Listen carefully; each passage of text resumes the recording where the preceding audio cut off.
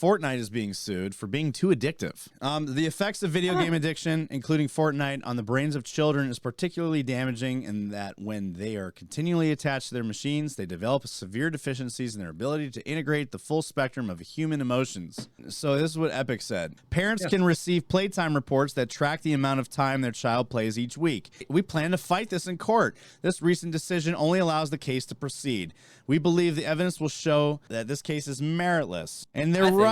It's a fucking parental issue. And this is why it's a parental issue, right? I know for a fact there are parents out there that use tablets, phones, and games, especially Fortnite, to occupy their kids so they can go fuck off and do shit on their own and not be bothered. Yes. They use Fortnite as a babysitting tool. And then they wonder, why won't my kid get off Fortnite? Because you fucking made him play it all the time. Or her. And they...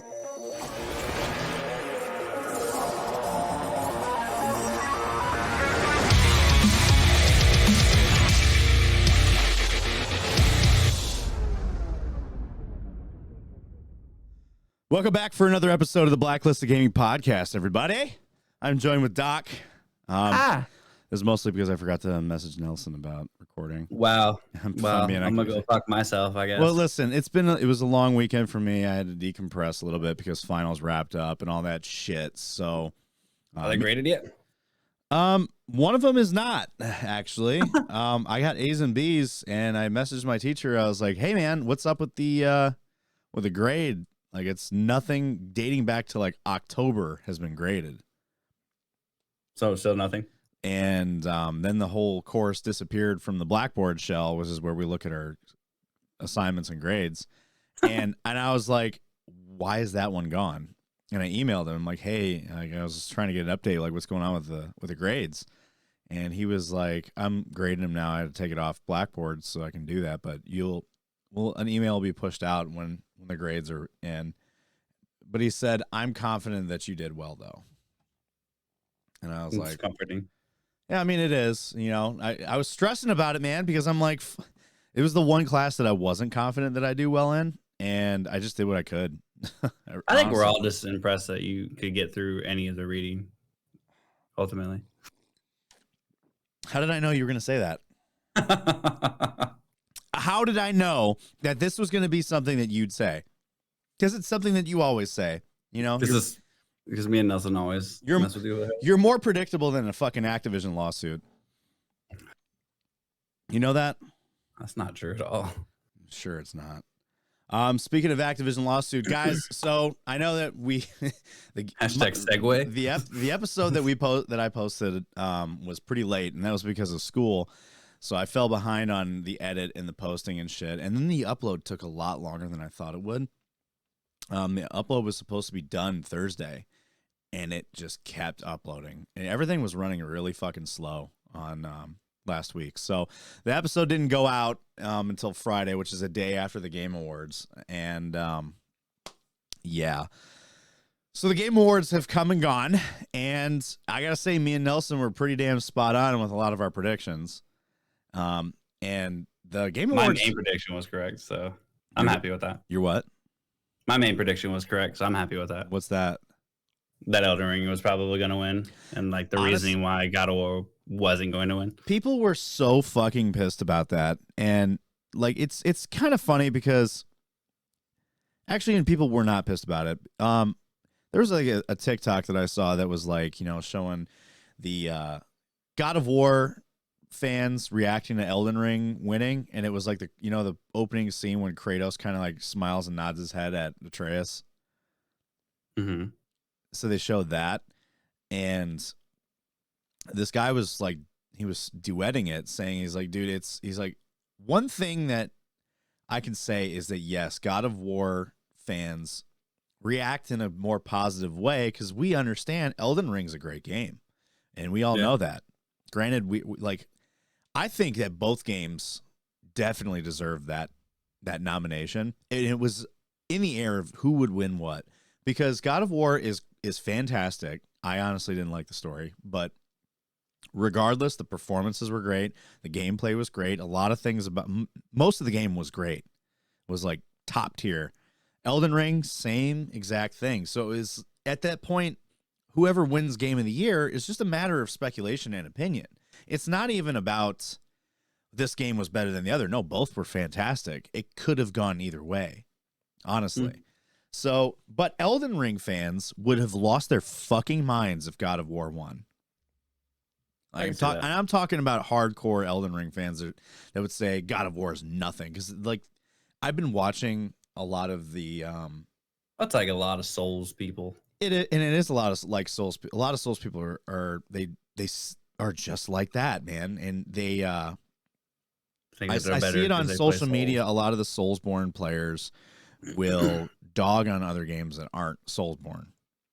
You know, saying things such as get good or skill issue and shit, and you wouldn't survive Elden Ring and all that shit. And they just like talk shit about God of War, saying you're just basically playing a movie. It's like the people that have so much struggle in their life and they're just mad that other people don't either struggle as much or even like want to struggle as much. See, and the thing for me with Elden Ring, it's not a game that I prefer, but I can recognize that it's still a great game. Oh, yeah. And even though that I've played very little of Elden Ring, and it's not my kind of game that I would play, I still think it's a great game. I can have that opinion even if I haven't really played it, because I recognize a good game when I see a good game, you know? Yeah. I just don't personally like it. And I have that integrity in me to admit that, yeah, that's a great game. Even though I don't play that game, it's good. And, you know, all that shit. But I'd have lost my mind if Call of Duty actually won that best audio category. My God. Me and Elson didn't really touch on that much, but I noticed that too when I saw that best audio design with Call of Duty was a nomination.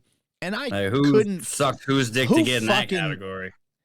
Who did Activision threaten to kill this time to fucking get that going? Like Bobby Kotick calls in and says, like, I'll have you murdered if you don't put us in some kind of nomination.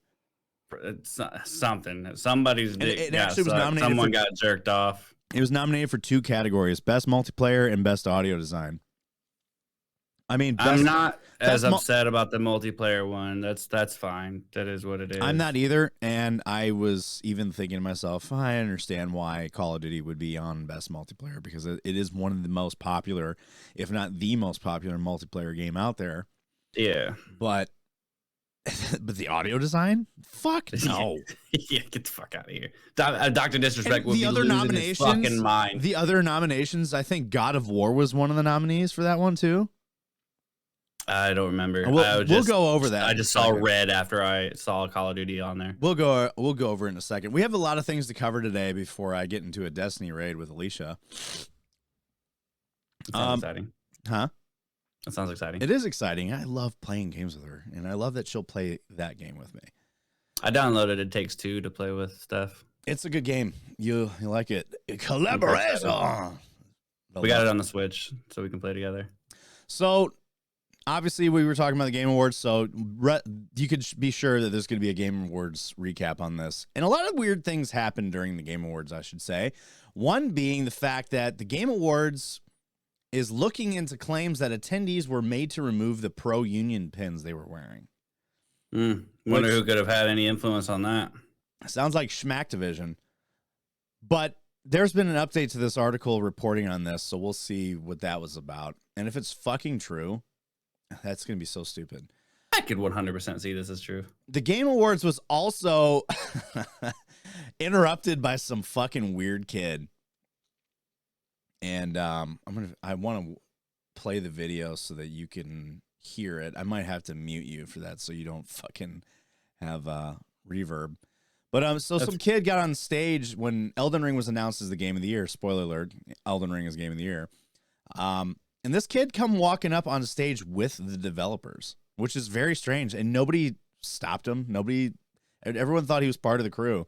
He gets on stage, and respect that he let who is the producer that took the acceptance speech?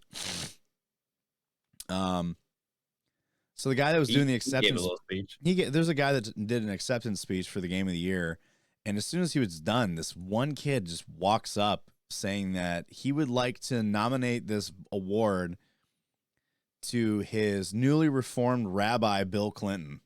I saw that. And I said, what the I was like, what the fuck? Okay. What is this?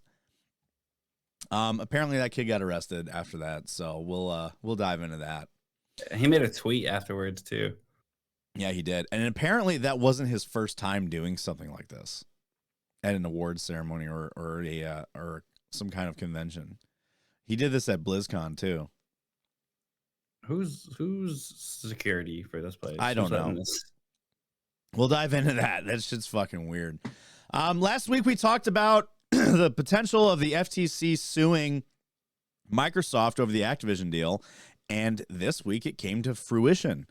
The FTC is suing Microsoft over acquisition of Activision Blizzard, which when we talked about this last week, we saw it coming. We almost, I guess what we were saying when we were reading that article was I would be surprised if they didn't try suing.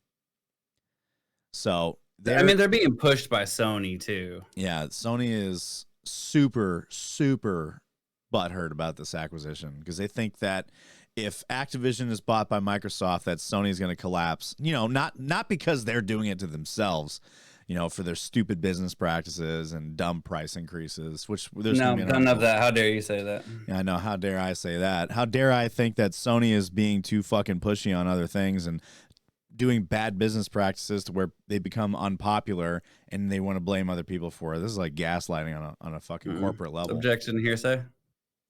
Speaking of Xbox, Phil Spencer says that Sony, and speaking of Sony also, Phil Spencer says that Sony grows by making Xbox smaller, and that Sony is leading all the dialogue around why this deal shouldn't go through. Duh. Yeah, I mean, surprise. So yeah, we'll dive into that. I think it's gonna go through. Even with the FTC show, what are they gonna? They can't say it's a monopoly because I don't. There's other companies and developers. Well, as Nelson said, that he could see how this could turn into a monopoly.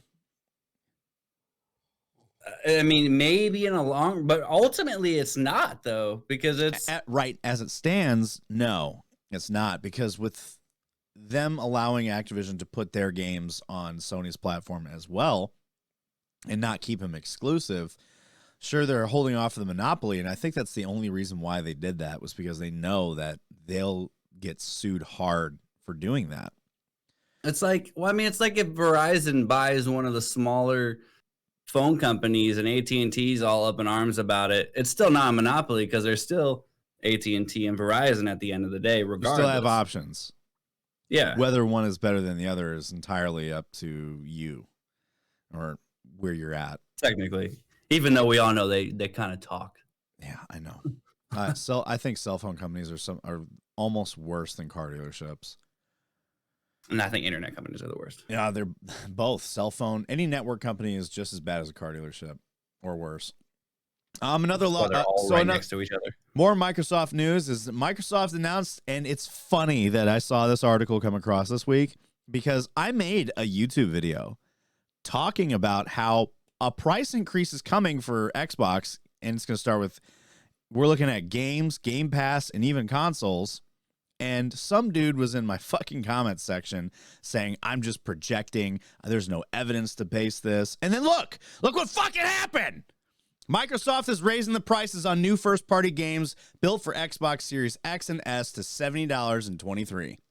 You should take this article, copy and paste it in a reply to that dude's comment, and just be like, Sugma.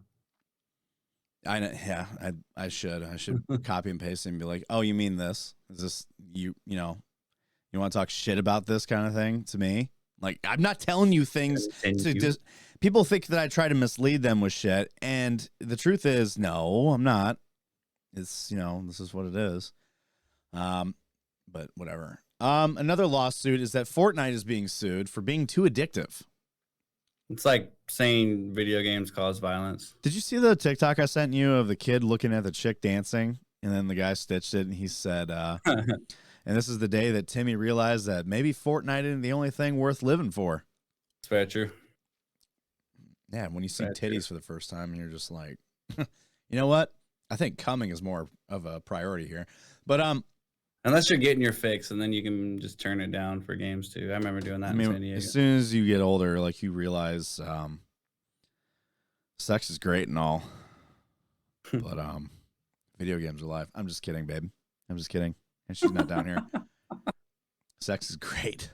Sex is fucking great. Anyway, Fortnite is being sued for being too addictive. This lawsuit was originally filed in 2019. It was authorized only a few days ago. Damn. COVID. I remember talking about this, I think. So when was this? When in 2019 was this filed? Damn, that's a long time. Yeah, it was filed in 2019. I remember talking about this in one of my earliest episodes, that Fortnite was being sued for being too addictive. I thought this sounded familiar. Just doesn't make any sense. Just be a better parent. Yeah, I agree with that. This kind of shit starts at the parental level, and you really shouldn't be letting your kids spend exorbitant amounts of hours on fucking Fortnite. And if you can't keep control of your crotch goblins, then maybe you shouldn't have any. My opinion, but yeah, you can't sue somebody for being too addictive. You could sue. I mean, that's like saying you could sue fucking McDonald's for being too, or that's like saying you suing McDonald's for making you fat. Essentially, their food is too delicious. Gambling, on the other hand, if a game had a gambling mechanic and a child became addicted to that, I could see some grounds for a lawsuit in that. Yeah, not a lot. Fortnite has none of that though. Huh?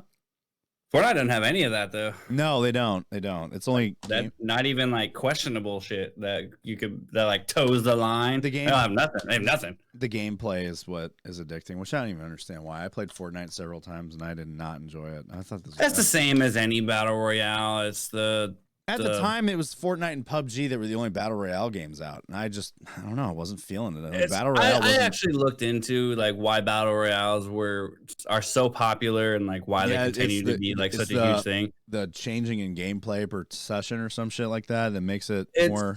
Well, it's because even though it's the same, no game is exactly the same, and then it's hard to do because of the RNG. It's still hard to get to the very end, and then the level of dopamine that you get as a surge when you win is one of the things that keeps you coming back for more, as well as like if you were just so close, you're like, oh, I gotta get there. I was almost there, and you get it again. Or once you finally get it, you're like, oh, I need that again, and it's like a never-ending cycle. But that's it with any battle royale game. It's not specific to just Fortnite. That's just the science of why battle royales are so popular. Yeah, I mean, I completely understand that. I know that feeling too. So. But let's talk about the Game Awards, and we're going to start at the bottom with this one. We're going to go from the bottom category up because, I mean, we already said Game of the Year. You know what? Fuck that. The winner. We're going to go we're going to go top down. I don't feel like scrolling all the way down. It's just a fucking read up. So anyway, you already struggle enough to read. So. You shut your fucking mouth, boy. We don't need it any more difficult. All right, so Game of the Year. We're going to go over nominations and the winner. So A Plague Tale: Requiem, Elden Ring, God of War, Horizon Forbidden West, Stray, and Xenoblade Chronicles 3 were all nominations. And everybody had a feeling it was going to be between Elden Ring and God of War, and Elden Ring took it home, which I want to talk about where the fuck we saw God of War 1. I sent those screenshots because I saw it I still had that on my computer, the tab pulled up, and I was like, I know we're not fucking crazy. I know it said God of War. I saw some tweets talking about God of War wins. I saw them on Twitter. God of War won Game of the Year. And I was like, oh, fuck yeah. God of War won, which is cool. I mean, Elden Ring could have won too, but, I was like, oh, cool. Maybe it was like a glitch in the Matrix. We were in another universe. It's that fucking whatever that one fucking the Mandela effect. No, the particle collider's fucking making the Mandela effect again. But also, there was a video that was circulating on Twitter about God of War winning Game of the Year. And it was a video of a guy reading the nomination, and it was in the winner for Game of the Year. He pulls it out. God of War. Was it God of War Ragnarok or just God of War? I think he just said God of War. So it was definitely the older video. And people were circulating it around. And obviously, people aren't really paying attention to the Ragnarok part of the title. So... Yeah. God of War did not win. Elden Ring did. And deservingly so, I should say. Elden Ring is a fantastic game. I agree. Best Game Direction, awarded for outstanding creative vision and innovation in game and direction and design. So the nominations were Elden Ring, God of War, Horizon Forbidden West, Immortality, and Stray. I don't know anything about Immortality, but the other four are very good choices. It could have gone either way for that, I think, too. Elden Ring. What surprises me is how many categories Stray was nominated for. Stray's good. It's a good game. Yeah, ironically, it doesn't seem like whenever people are telling me they're playing a game, sounds stupid. About a cat.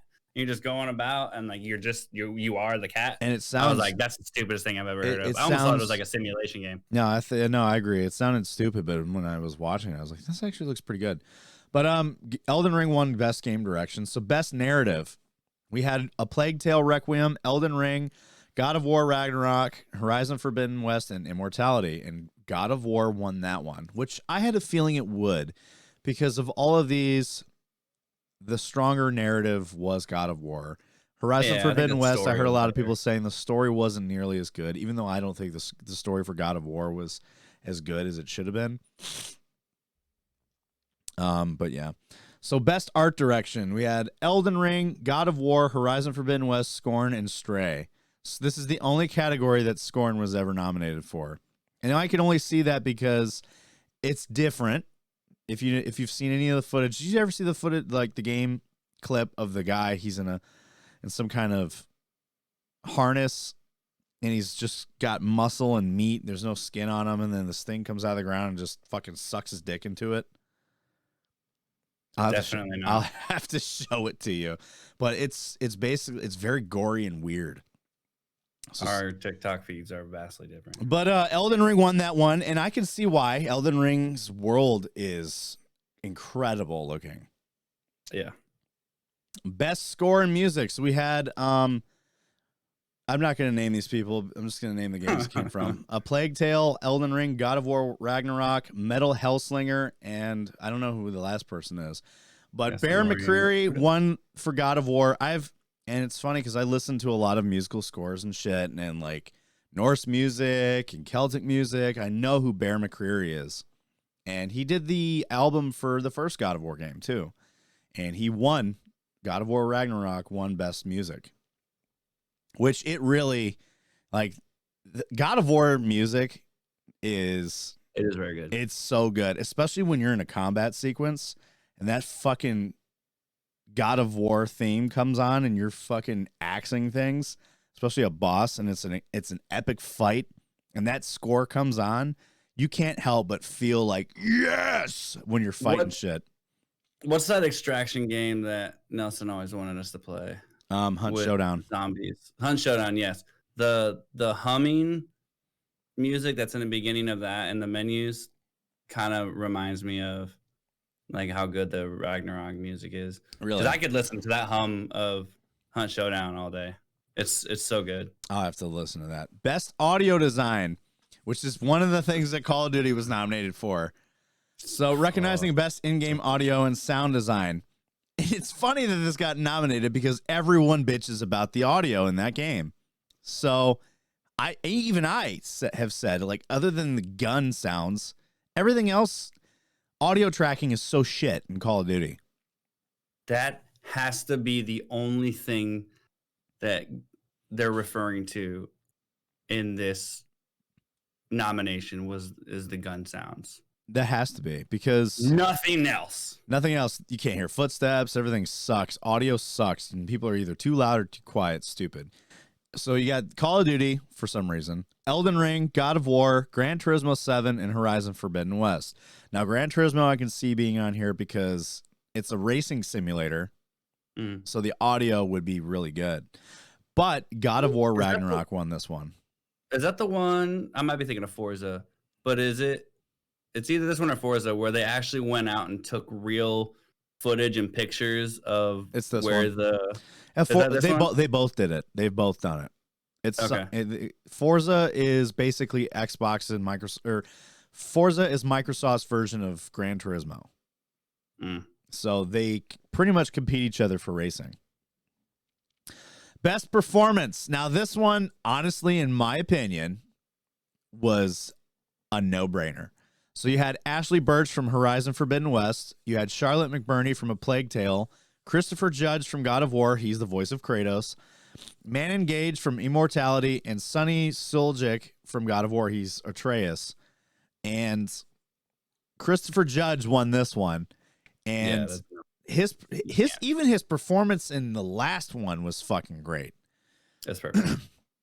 And it's to me, Christopher Judge, and it's funny because his on-film performance, he was in Stargate SG-1, and his on-film performance, it's okay, it's not great, but his fucking acting for Kratos was really, he brings this different emotion to the character that Kratos never had, and he's got this very stoic demeanor about him that also has subtle emotion. So his performance as Kratos was fucking awesome. Some people are just better voice actors too. That's true, but also he did the mocap for Kratos. The what? The motion capture. Oh, so so most of these actors, actually almost all these actors, what they do is they do motion capture for their character that they're playing. So they're not just voice acting; they're actually doing shit.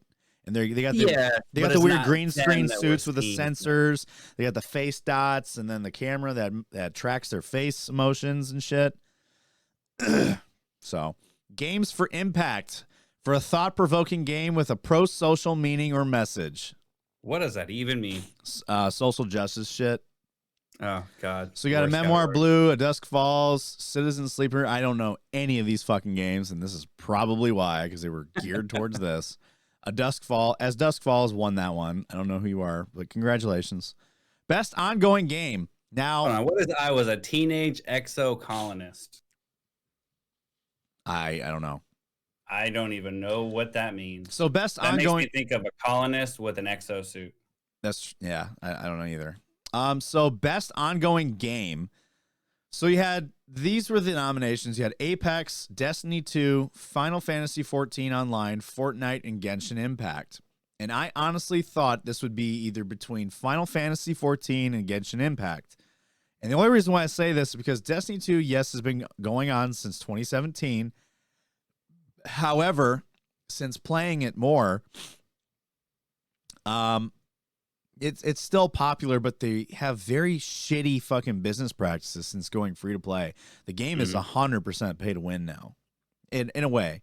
I can't say 100%, but it's a lot of pay to win. Like the dungeons, for example, they have dungeons in the game, but you have to pay real money to get access to the dungeons. Wow! And they lock good gear behind those dungeons. Of course they do. So that's actually a good category, though. Like you could make a good justification for a lot of these games in this category that could have won. Nelson did predict that Final Fantasy would win it because it is an extremely popular game still, and I've seen Alicia play it. So, and that one won. So, my boy plays it a lot. It's best indie game.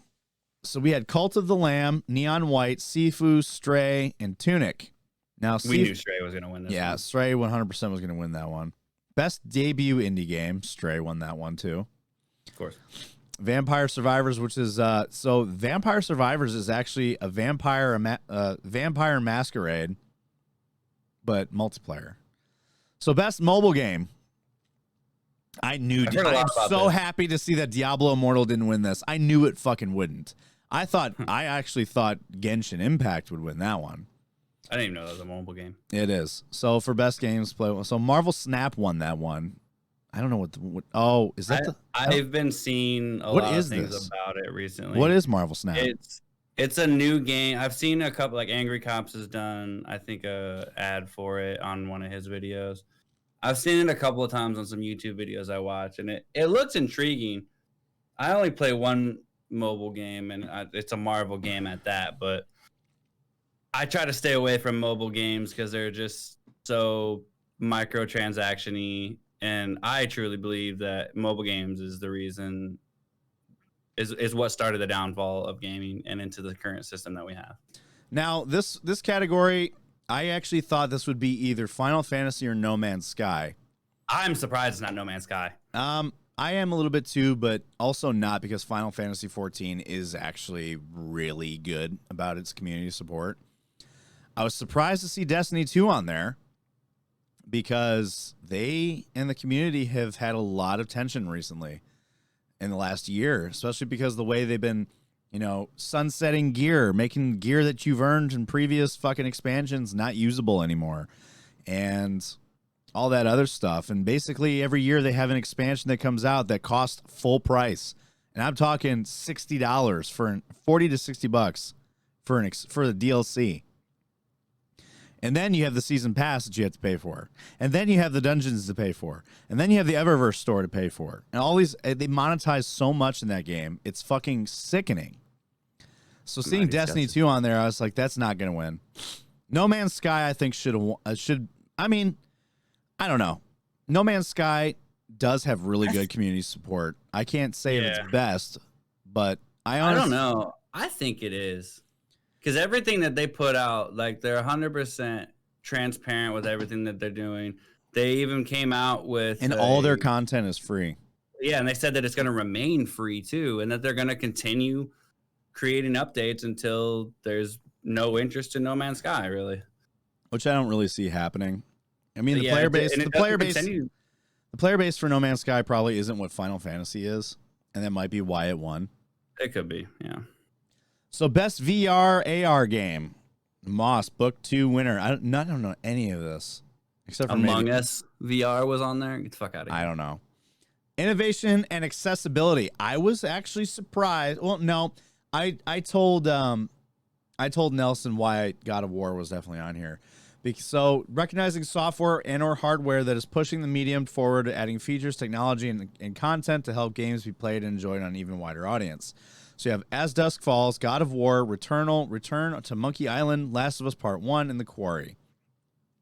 And the reason why I said I don't know why God of War and Last of Us Part 1 is on there, because they're only available on PlayStation.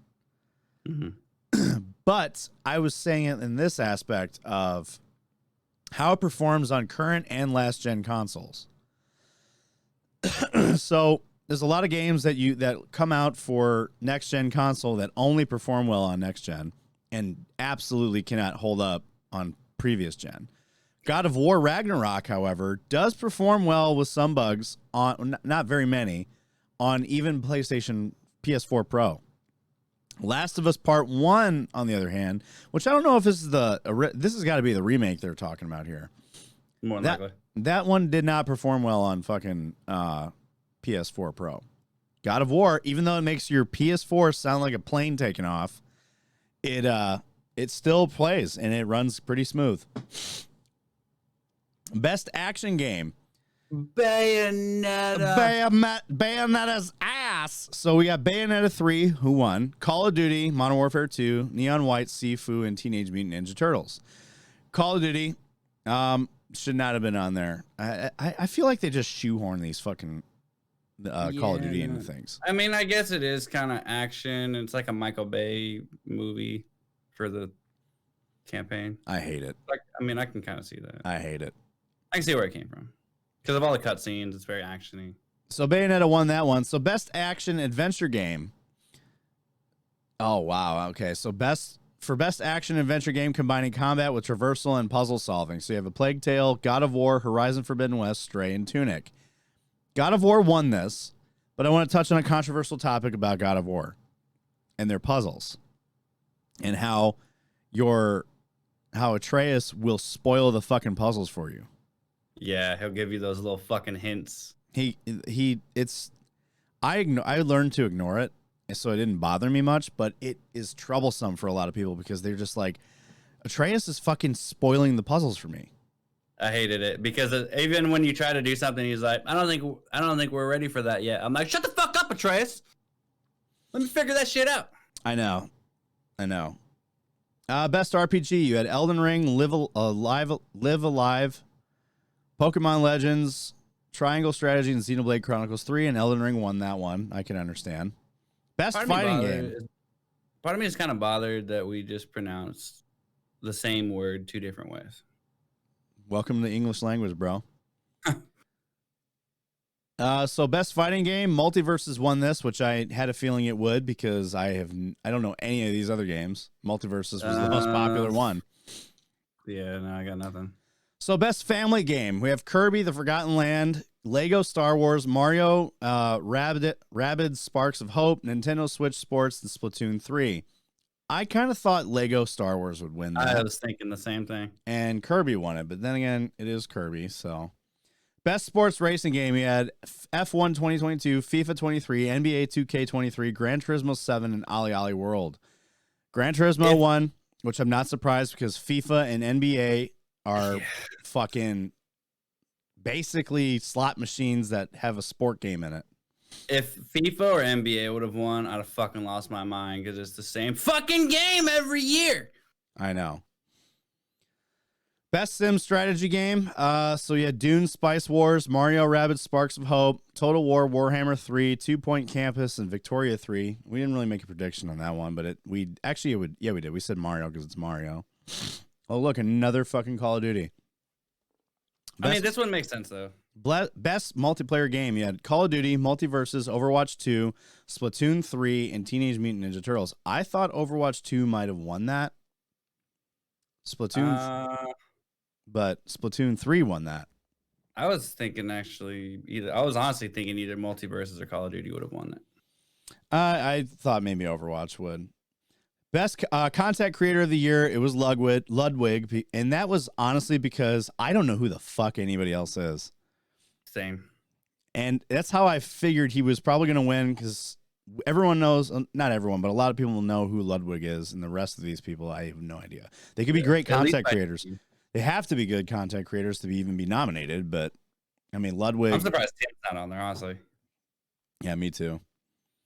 Best esports athlete, I don't care.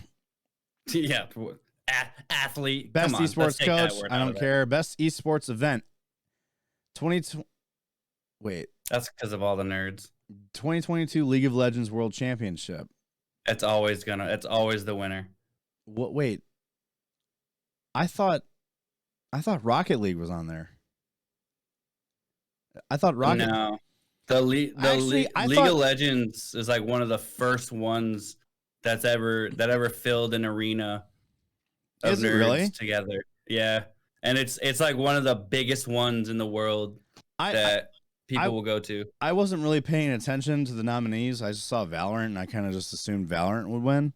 I didn't realize League of Legends was on there. Otherwise, I would have said yeah. This one's surprising. Best esports game. You have Counter-Strike, Dota 2, League of Legends, Rocket League, and Valorant 1. Yeah, that one shocked me too. I thought either League or Rocket League. I thought for sure Rocket League would win that one. The best esports team, Loud, Valorant winner. I don't know who that is either. FaZe Clan sucks to suck, bitches. Most anticipated game, Legend of Zelda, Starfield, Resident Evil 4, Hogwarts Legacy, and Final Fantasy 16. And I thought Hogwarts would win this one. I thought the same. And I figured Hogwarts definitely would have had Legend that. of Zelda won. I didn't think Starfield. A lot of people lost the hype when they realized that Starfield's going to be an Xbox exclusive. Okay. So, best adaptation. I had a feeling Arcane would win, but I thought maybe either Cyberpunk or Cuphead would win. All of these are pretty good adaptations, minus Uncharted. That one shouldn't. I think that was only on there because they needed 5 nominations, and that was the only other one. But Arcane League of Legends won that one, and that is it. That is it for that one. At least there's no Marvel games on there. Oh, what do you mean, film adaptations? Yeah, well, it says because including TV, movies, comics, and more. So it probably if you really think about it, Marvel games are not Marvel games are adaptations of the comics. Comics are not adaptations of the games. Does that make sense? You're giving me a blank stare like that doesn't make sense. It feels like the same thing to me. It's not. Comics that are adaptations of games are not the same as games that are adaptations of comics. Marvel is an adaptation of a comic. Correct. The other ones are comic adaptations of the games. So the games came first, so that means the comic was an adaptation of the game. Whereas Marvel came before Marvel games, so Marvel comics are not adaptations of Marvel games. Marvel games are adaptations of Marvel comics. So Marvel wouldn't even be able to be in that category because they're not making adaptations of games. They're making adaptations of the comics through games and movies and shows. I hurt my brain. Wow. Too. And you say I'm stupid. No, you can't read. Like, you can't fucking interpret a sentence. Usually. I can read it. Yeah, fuck you. All right, here's one of our weird topics. So Game Awards is looking into claims that attendees were made to remove their pro-union pins. And I didn't hear about this until you mentioned it today or yesterday. So, let's see. An attendee says security made them remove their pro-union pin at the Game Awards. So, wait, this is one person that made this claim? There's no way. It's just one person. This can't be one. And this was updated on the 10th. So, in a statement provided to the Gamer, the Game Awards has explained that it was not aware that anyone was asked to remove pins and were not involved in the case in any capacity. So, the Game Awards allegedly made at least one attendee. It is just one. Made at least one. Story, it's always the loud minority of people that fucking make a big deal of things. So, Game Awards allegedly made at least one attendee remove their pro-union pin before they could enter the event. They were not told why it had to be removed, and that only just was received the pin from the activist outside of the venue. Oh, did this person have blue hair? I feel like they had blue hair. I mean, if it was just one, then why is this a fucking story? This comes from a Sony Santa Monica QA analyst who attended the Game Awards last night. Suggested at least one security guard was under the impression that the pins expressing union support were not permitted. The Game Awards told us that it is looking into this, so it's not clear if an order like this came from Geoff Keighley's team, which I cannot imagine it did, if it was true. Security at the Game Awards made me toss the union pin given time. What? Given time me? Yeah, security at the Game Awards made me toss the union pin given time me seconds before entering. At least that one's not your fault. It's, given to me. This is the person. They just said Ellie, who's Sony the editor? Who's editing this? They're quoting her. No, okay. This is her. This is a quote from her tweet. Anyway, so it says Sony Santa Monica dev. They later followed up with an image of themselves at the show with a pro-union face mask instead. Notice you're the only one wearing one. So, according to the game, organizer Jessica Gonzalez, who was among the union supporters outside the venue, the pins simply read "Labor creates games." This news. Wait, was the Game Awards in California? Probably. Oh, then half the people were guaranteed to be wearing masks. Actually, not a lot of people were wearing masks. That's shocking. I know. Fucking glasses hurt my ears.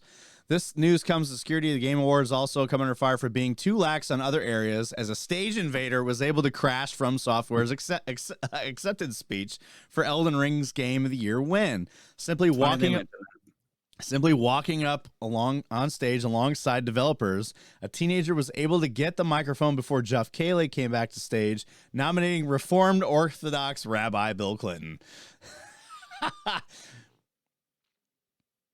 Many are suggesting that this was an anti-Semitic dog whistle. However, Bloomberg, what does that mean? I don't fucking know, but we're gonna actually segue right into that one. So the Game Awards stage invader also crashed a World of Warcraft panel. Matan Evan has had an interesting online presence since 2019, long before he took the Game Awards stage. This is the kid right here. So the Game Awards stage invader has been identified, and it's not the first time he's done something like this.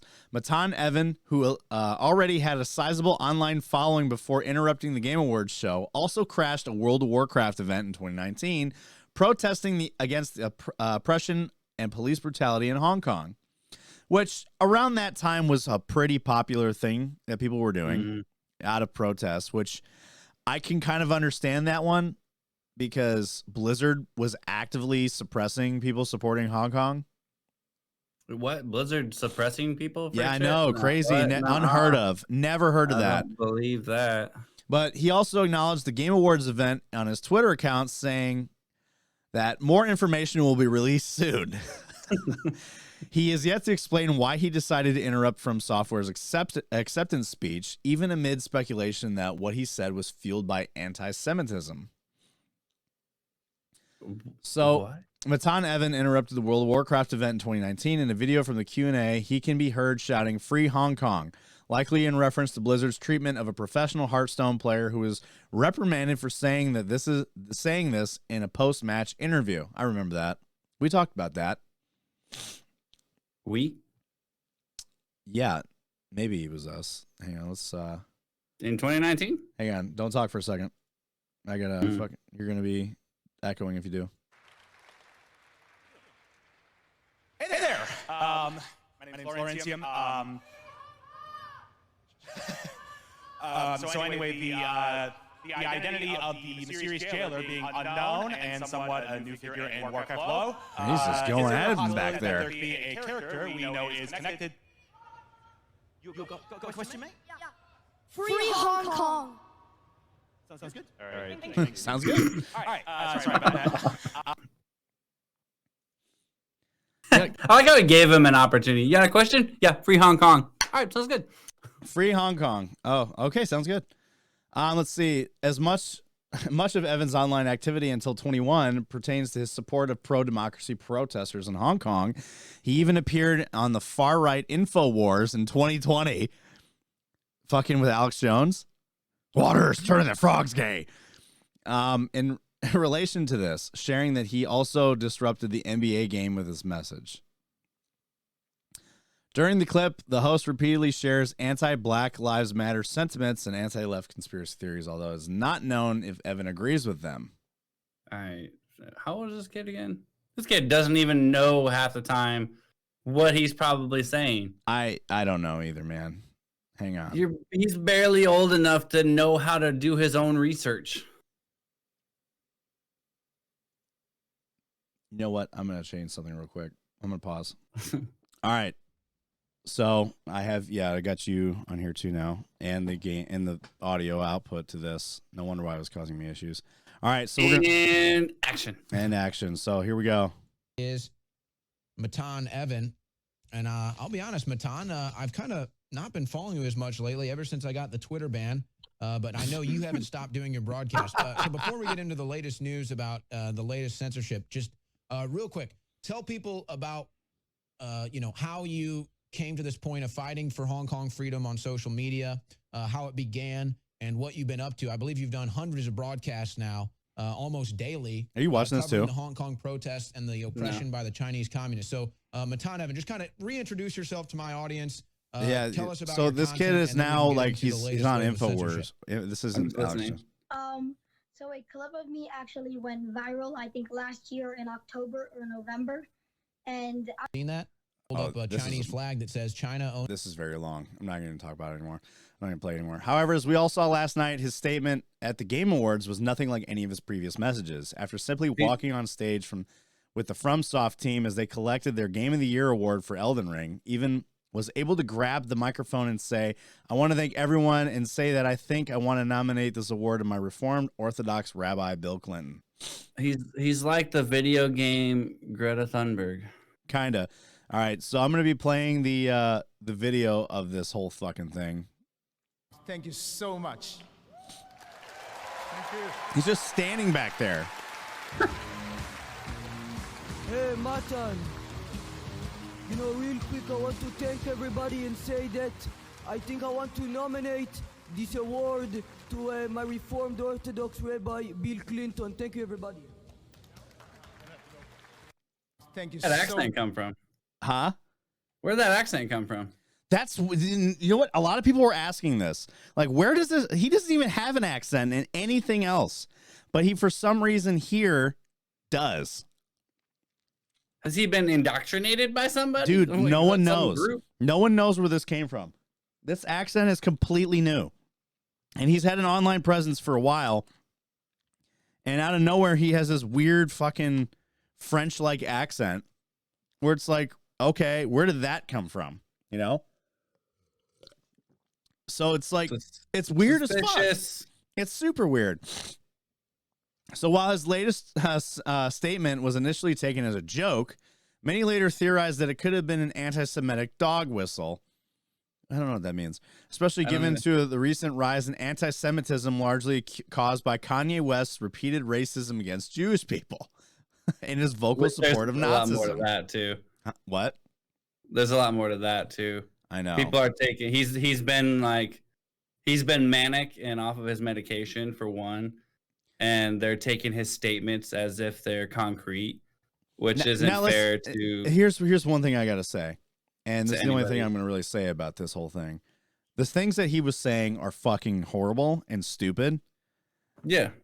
On the other hand, the guy is mentally ill, like very mentally ill. And on top of that, he's had severe head trauma in the past, and he's not on his medication. And Correct. I remember people were all about, oh, well, you know, Kanye needs help, this, and this. And now everybody's turned on him. And it said, okay, this is a mentally ill person. You don't fucking get pissed off at mentally ill people all the time when they say outlandish shit. You just brush it off like he's just got issues. He needs help. But now, because of what he said and who he is, now you want to fucking have an issue about it. Yeah, no one wants to talk about it. If this is a complete stranger that you've seen in a mental hospital that's saying weird shit, you just brush it off because he's mentally ill and needs medication and all that stuff. Exactly. But now you don't want to fucking acknowledge that. Now you want to acknowledge that, oh, he's a horrible person. It's like he's something's wrong with the guy. Something is wrong with the guy. I'm not saying what he's saying is like, it's not an excuse for what he's saying, but it's a reason why he's saying the things that he is. And honestly, like, I don't think that people should be, obviously, like big brands are justified in their reaction of pulling sponsors and shit and their names from him. But the popular reaction of immediately hating him for it, it's like, hang on, the dude's got issues. He needs fucking help. It's ridiculous. And I think it's just they're taking something from someone that is clearly not on their meds as like, oh, that's how he really feels. Where could it be? Maybe. But you don't really know that until someone's back to being on their medication and really more in their right mind. And the fucked up part, because of Kanye's messed up brain, he probably doesn't realize what the fuck he's saying. That's exactly what I'm saying. He's that, or he's like trying to say something else and is saying it completely wrong. More than likely. Even though I'm not saying what he's saying is okay, because it's definitely fucking not. But still, I think it's definitely, he's trying to say it in a way that in his brain is making sense. He wants it to come out. It's not coming out properly. And that's the way with all mentally ill people. They say and think things that make sense to them, and it's crazy to everybody else. And that's why I've worked on inpatient with like schizophrenic people and other borderline people, and I'm like, I would never take something that this person's saying and be like, they know exactly what. Like, my pillow whispers to me when I'm trying to fall asleep, and it tells me to kill my mom. It's like, yeah, you've got something wrong with you, because that's not a thing. And like, I don't know. That's all I'm going to talk about with that. So anyway, at the time of writing, Evan's Twitter account offers very little insight into why he said what he said. Since the event, he has been liking tweets both on his defense and attacking the anti-Semitic implications of his statement. It's not clear what punishments, if any, he will face for his actions. Host Jeff Keighley said that he was arrested, but he was quickly active on social media after this, perhaps meaning that the police did not keep him in custody. Evan is yet to comment on his arrest or go into any detail of these actions. So, because there's very few laws that he would have broken. Trespassing at the most. That's about the only one that you could really justify, because they didn't do anything. He didn't attack anybody. At that point, trespassing is basically just a citation. Yeah, and that's probably why he was released so quickly. Depending on his age, he himself might not be getting that citation when it was issued. He might have just got a warning. Well, I think they said he was 19, so more than likely. Then he definitely got a citation for that. So, all All right, so the FTC suing Microsoft over the acquisition of Activision Blizzard. Wonder who's fucking spearheading that one. We talked about it last week. So, Well, I mean, Sony. What? So since Microsoft announced its intended acquisition of Activision Blizzard, the company has faced a number of investigations into the deal by various governing bodies. The CMA, the EU, and the FTC have all put the deal. So the people that are spearheading the lawsuit is the Federal Trade Commission. No. The CMA. I just think of Country Music Awards. Country Music Association. Same. No, it's not. The CMA Award, the Country Music Association Awards, and the Country Music Association are different. Close enough. Same letter. So anyway, they have all put a deal under intense scrutiny, but the latter is now taking things further and is suing Microsoft to block the acquisition. This comes shortly after reports suggested the FTC was skeptical of the company's arguments regarding why the deal should be allowed to go through. So the press release from the FTC director of the FTC's Bureau of Competition, Holly Vidova, has claimed that the lawsuit has been filed as it seeks to stop Microsoft from gaining control over a leading independent game studio and using it to harm competition. That's a stretch, I think. Microsoft, because they don't own EA either. So Microsoft has reportedly offered concessions and recently announced a 10-year agreement with Nintendo and Steam to keep Call of Duty on their platforms. But it seems like these actions haven't convinced regulators. Microsoft will now have to fight the acquisition in American courts, something that Activision Blizzard CCO Lulu Chang recently said the studio won't hesitate to do. It's fairly unlikely that this lawsuit will actually prevent the deal from eventually going through, although it could significantly push it back even beyond June 23.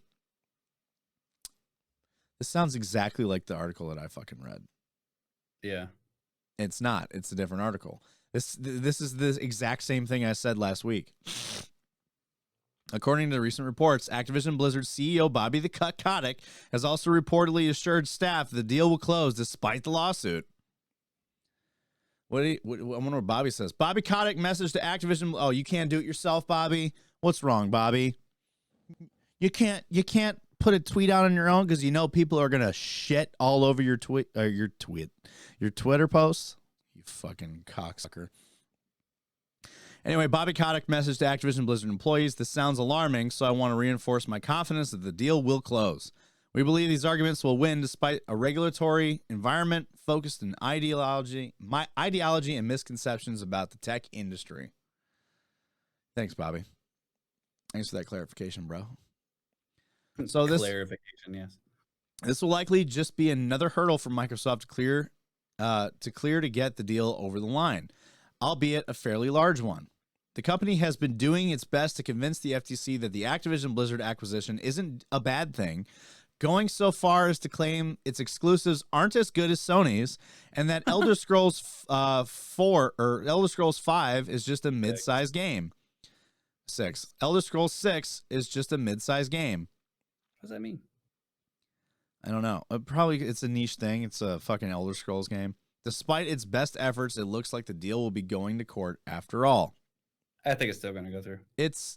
If it doesn't, I think it will too. I think this is just, a stalling technique from Sony. Probably. They're like lobbying. They've convinced the FTC that Microsoft acquiring Activision is going to hurt their business. Even though Microsoft is doing what they can on paper to make sure that it doesn't hurt their business, that they still have equal access to fucking and it's funny that Sony is doing this because when it comes to Call of Duty, Sony has always had first party access to certain features of Call of Duty games before Microsoft does. Yeah, for years now, for as long as I can remember. Yeah, exactly. So you have exclusive skins, exclusive other shit, exclusive game modes like Spec Ops. Yeah. That shit was exclusive for the whole year, and then after that point, nobody fucking cares because the next Call of Duty's out. Exactly. So Sony doing this is so fucking hypocritical that it doesn't make sense. Like, why are you bitching? Why are you bitching? You do that exact same thing. You're pissed off because someone else is doing it to you now, or could potentially do it to you. They're not. Nothing has come out about any details of a Call of Duty game that's going to be released on Xbox, or whether or not there's going to be first-party exclusives. Because as of right now, it doesn't seem like that, but that's right now. All this is Sony's like, we're allowed to do this. You're not. You're not allowed to do this at all. Kind of like the government. Essentially. Do as I say, not as I do. That's pretty much like what's okay for me is not okay for thee. Correct. And this is Phil Spencer's argument about Sony. So Phil Spencer says Sony grows by making Xbox smaller. Sony is leading all the dialogue around this deal shouldn't go through, which I honestly do believe that. So the war of words between PlayStation and Xbox rumbles on.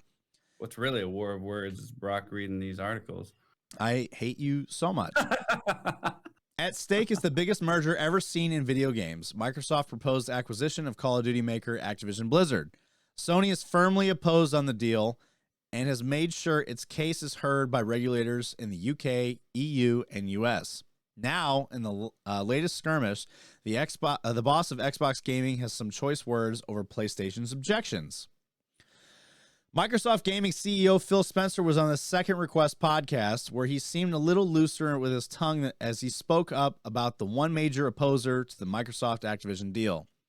The podcast focused on monopoly issues, and Spencer was interviewed over what he thought was of the proposed deal, letting the Xbox chief elaborate on the issues such as regulators seeming opposition of the merger. So Spencer believes Xbox's philosophy and approach towards gaming is very different from its Japanese rival. While Nintendo remains in the lead in multiple markets in terms of consoles sold, regulators around the world have identified PlayStation and Xbox as the main rivals in the console space, since the two compete more directly than more family-oriented Nintendo, which I do agree with. Yeah. Nintendo's never really played well with others.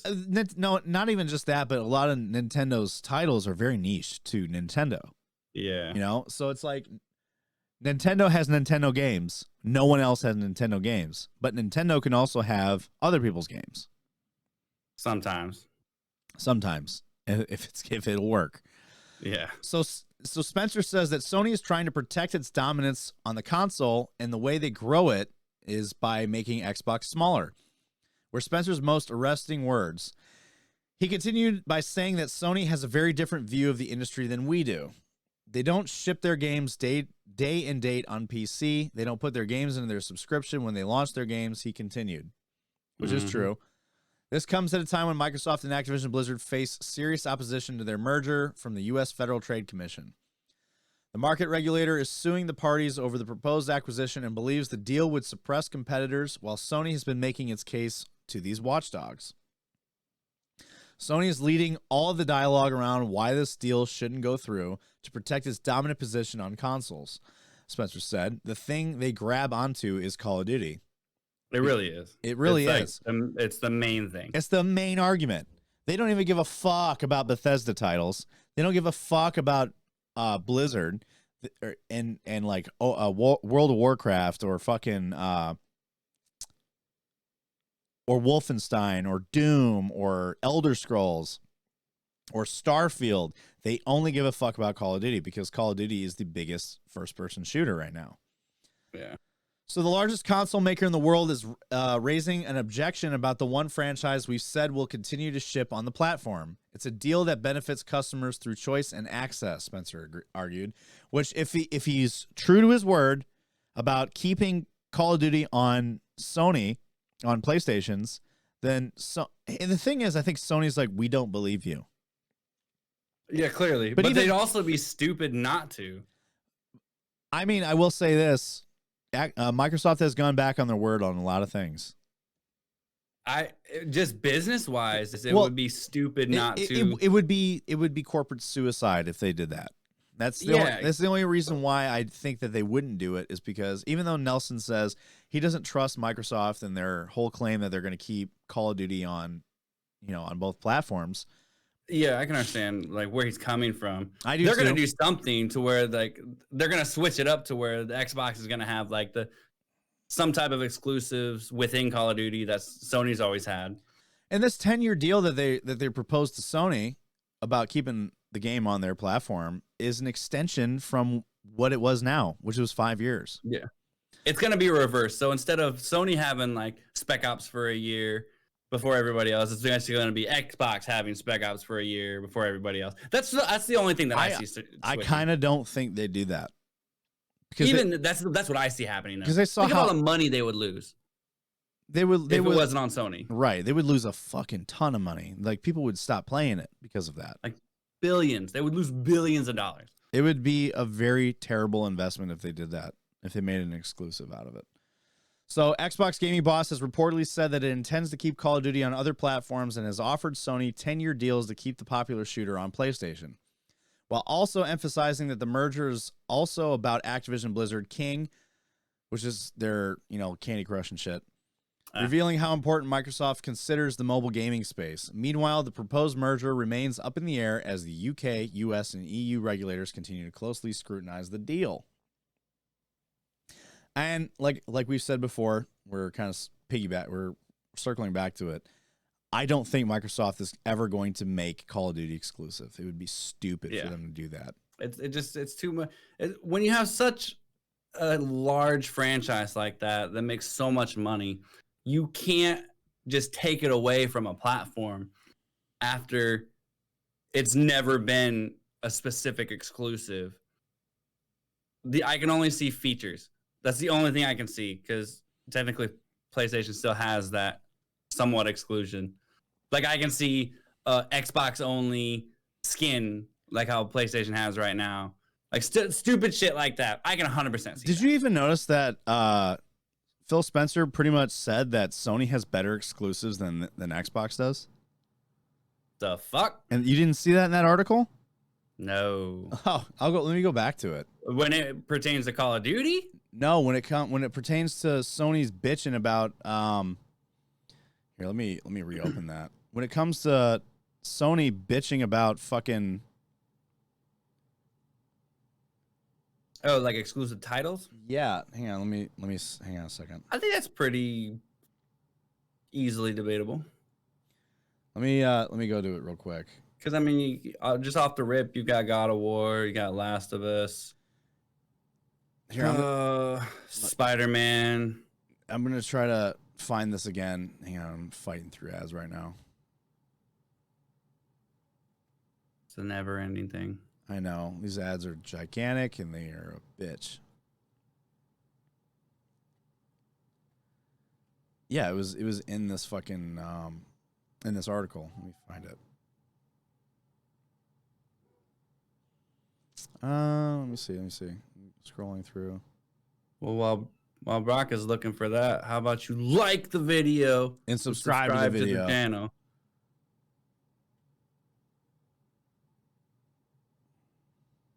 Thanks for coming to our TED Talk. What the fuck? Wait, hang on. I saw it. I really did see it. Oh, I know where it was. I synced it. I know where it was. It was in the acquisition deal article. The lawsuit. Yes. Let's see. Here it is, right here. So it says that the company has been doing its best to convince the FTC that Activision Blizzard acquisition isn't a bad thing, going as far as to claim its exclusives aren't as good as Sony's and that The Elder Scrolls 6 is just a mid-sized game. So they're downplaying, like, the popularity of Elder Scrolls and also saying Sony has better first-party games than we do. I can kind of see where he's coming from. I do too, but like that, essentially Xbox admitted that Sony's exclusives are better than theirs, and they're not wrong. Their games tend to be. Look at most of the games that were nominated for awards, especially Game of the Year. I want to say 3 of them were Sony games. Like Sony only. No, 2 of them were. You had Horizon and you had God of War. Mm. A Plague Tale is not a Sony exclusive, I believe. But still, like, Sony or Xbox admitted that PlayStation games exclusives are better. But speaking about Microsoft games, now they're taking a page out of Sony's book. Yeah, and we all saw it fucking coming, and people that said that I was wrong are stupid. So Microsoft, and I'm My, not how the listen. turntables. I'm not saying that I know absolutely everything that there is about the gaming industry, because I do not, and I am wrong about things. I definitely am. I might be wrong about the Amaranth thing, but that remains to be seen still. But one thing that I was just reporting what I fucking read, and that was there's a strong potential that early 2023 Xbox games, consoles, and Game Pass are going to start seeing a raise in their prices. And people thought that I was wrong and I was just projecting and speculating. And here we are right now. Microsoft announced, and even Phil Spencer himself, I was quoting him in that fucking video saying that Phil Spencer says that a price increase might actually be happening. And it's not sustainable. It's not. So here it is. Microsoft is raising prices on new first-party games built for Xbox Series X and S to $70 in 2023. Forza Motorsport, Redfall, and Starfield will be among the first to reflect the change. So It's like how Netflix. We all knew Netflix's prices were going to end up. I know, and their prices are fucking nuts now. So Xbox is preparing to join the major games publishers and raising the prices of its major new first-party titles from $60 to $70. Which I don't understand. They're producing, like, I'm going to say 90% less Physical copies? Physical games. So that means they're not having the shipment of these games. They don't have to pay the fucking stores. They're cut of it. See, and this is the one thing that everyone's been arguing about why a price increase kind of doesn't make sense, because it says a lot of the reason why games were priced the way they were was, one, marketing, two, logistics stuff like shipping and handling, and like shelving fees, stores cut of everything, including shelving fees. And then you also have the cost it makes to produce the physical copies, like the cases, the discs. And now you even look at Call of Duty, their disc had nothing on it. Yeah. It's like blank fucking disc. It's a blank disc. All it is, it basically is an installation file to install it digitally. That's all that's on there. There's nothing on that disc. There's no game data on that disc. The only data that's there is for the installer. That's it. Yep. So the physical copy does nothing, and they still shipped it out. And they were like, "Well, why did you charge people fucking $70 for a copy of a game?" And that's why I don't really agree with a raise in prices, especially for games that are going on. It's also weird. I can see why Xbox might be doing it, because a lot of their games are going to be on Game Pass first too. A lot of these first-party titles will also probably be on the Game Pass. Yeah, that's why I think streaming titles or like the subscription model isn't sustainable. But my main issue with this too is that also means that older titles are probably going to increase too. So I mentioned to you before we went live that if you look on, granted it's PlayStation, but you look on the store at Call of Duty Ghosts, which came out, 2013? $60 No. Relatively close. Ghosts? It was close. No, Ghosts. I want to say Ghosts came out in 2012. No, that was Black Ops. Trust me, I know that one. I know that one for sure. If it was the very, very end.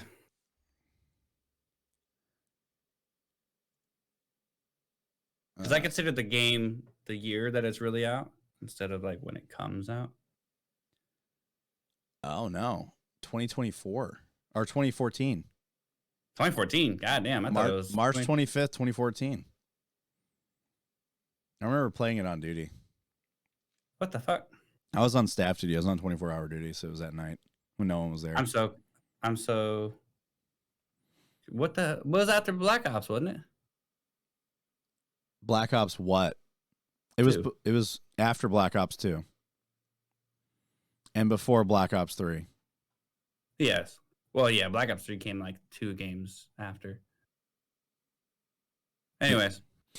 But like that game's still $60 on the fucking store. I know. On the digital storefront, it's still full price, which the game is damn near 10 years old now. That doesn't make any sense. Do they even have support for that game? Can you even play that shit online? I mean, yeah, you can. I don't know about online, but you can still play it. And it's $60 worth. No, it's not. There's nobody there.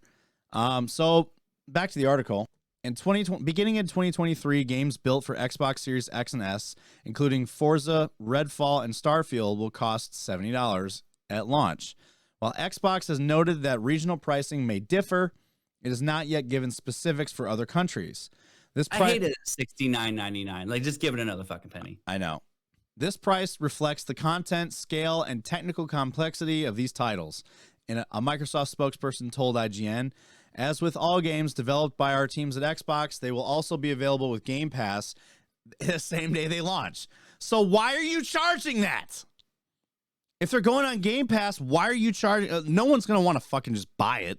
If it's on Game Pass, I'm not going to go on Steam. I have Game Pass. Probably a portion why. Because with Game Pass, well, then again, I don't know. I don't know if Game Pass is making them more money because subscription-based, you can think of people kind of forget about it half the time and they're still just continuously making that revenue. Right.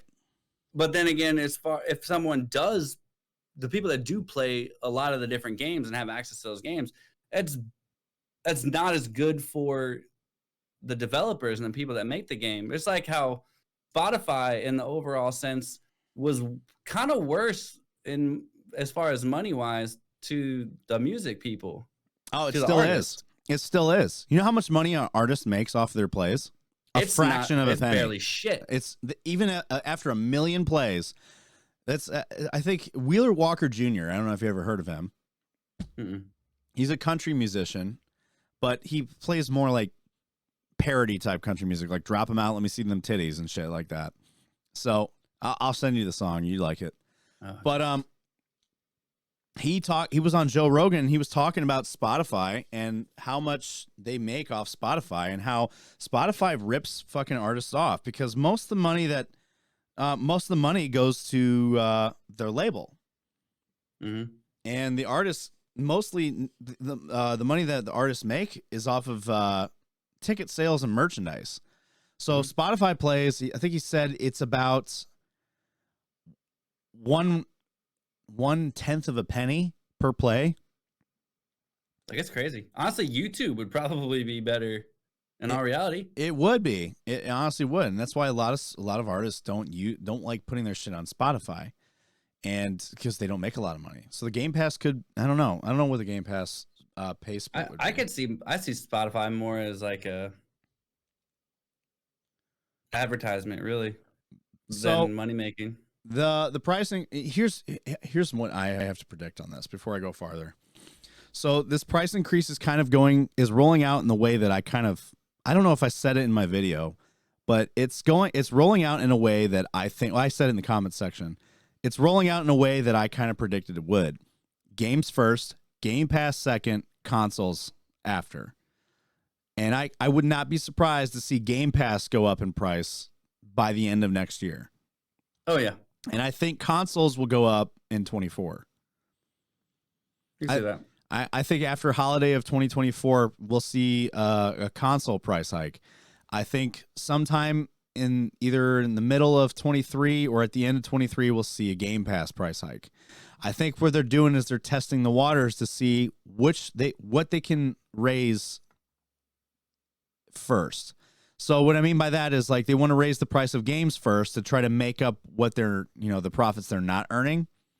Mm-hmm. And then if the margins aren't good enough, then they'll raise the price of the Game Pass.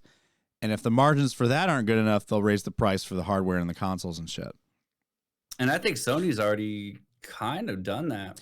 It's just in a different method because they have a tiered system. They did it in multiple. They did it all at once, essentially. So the price increase for the consoles and the games happened damn near at the same time.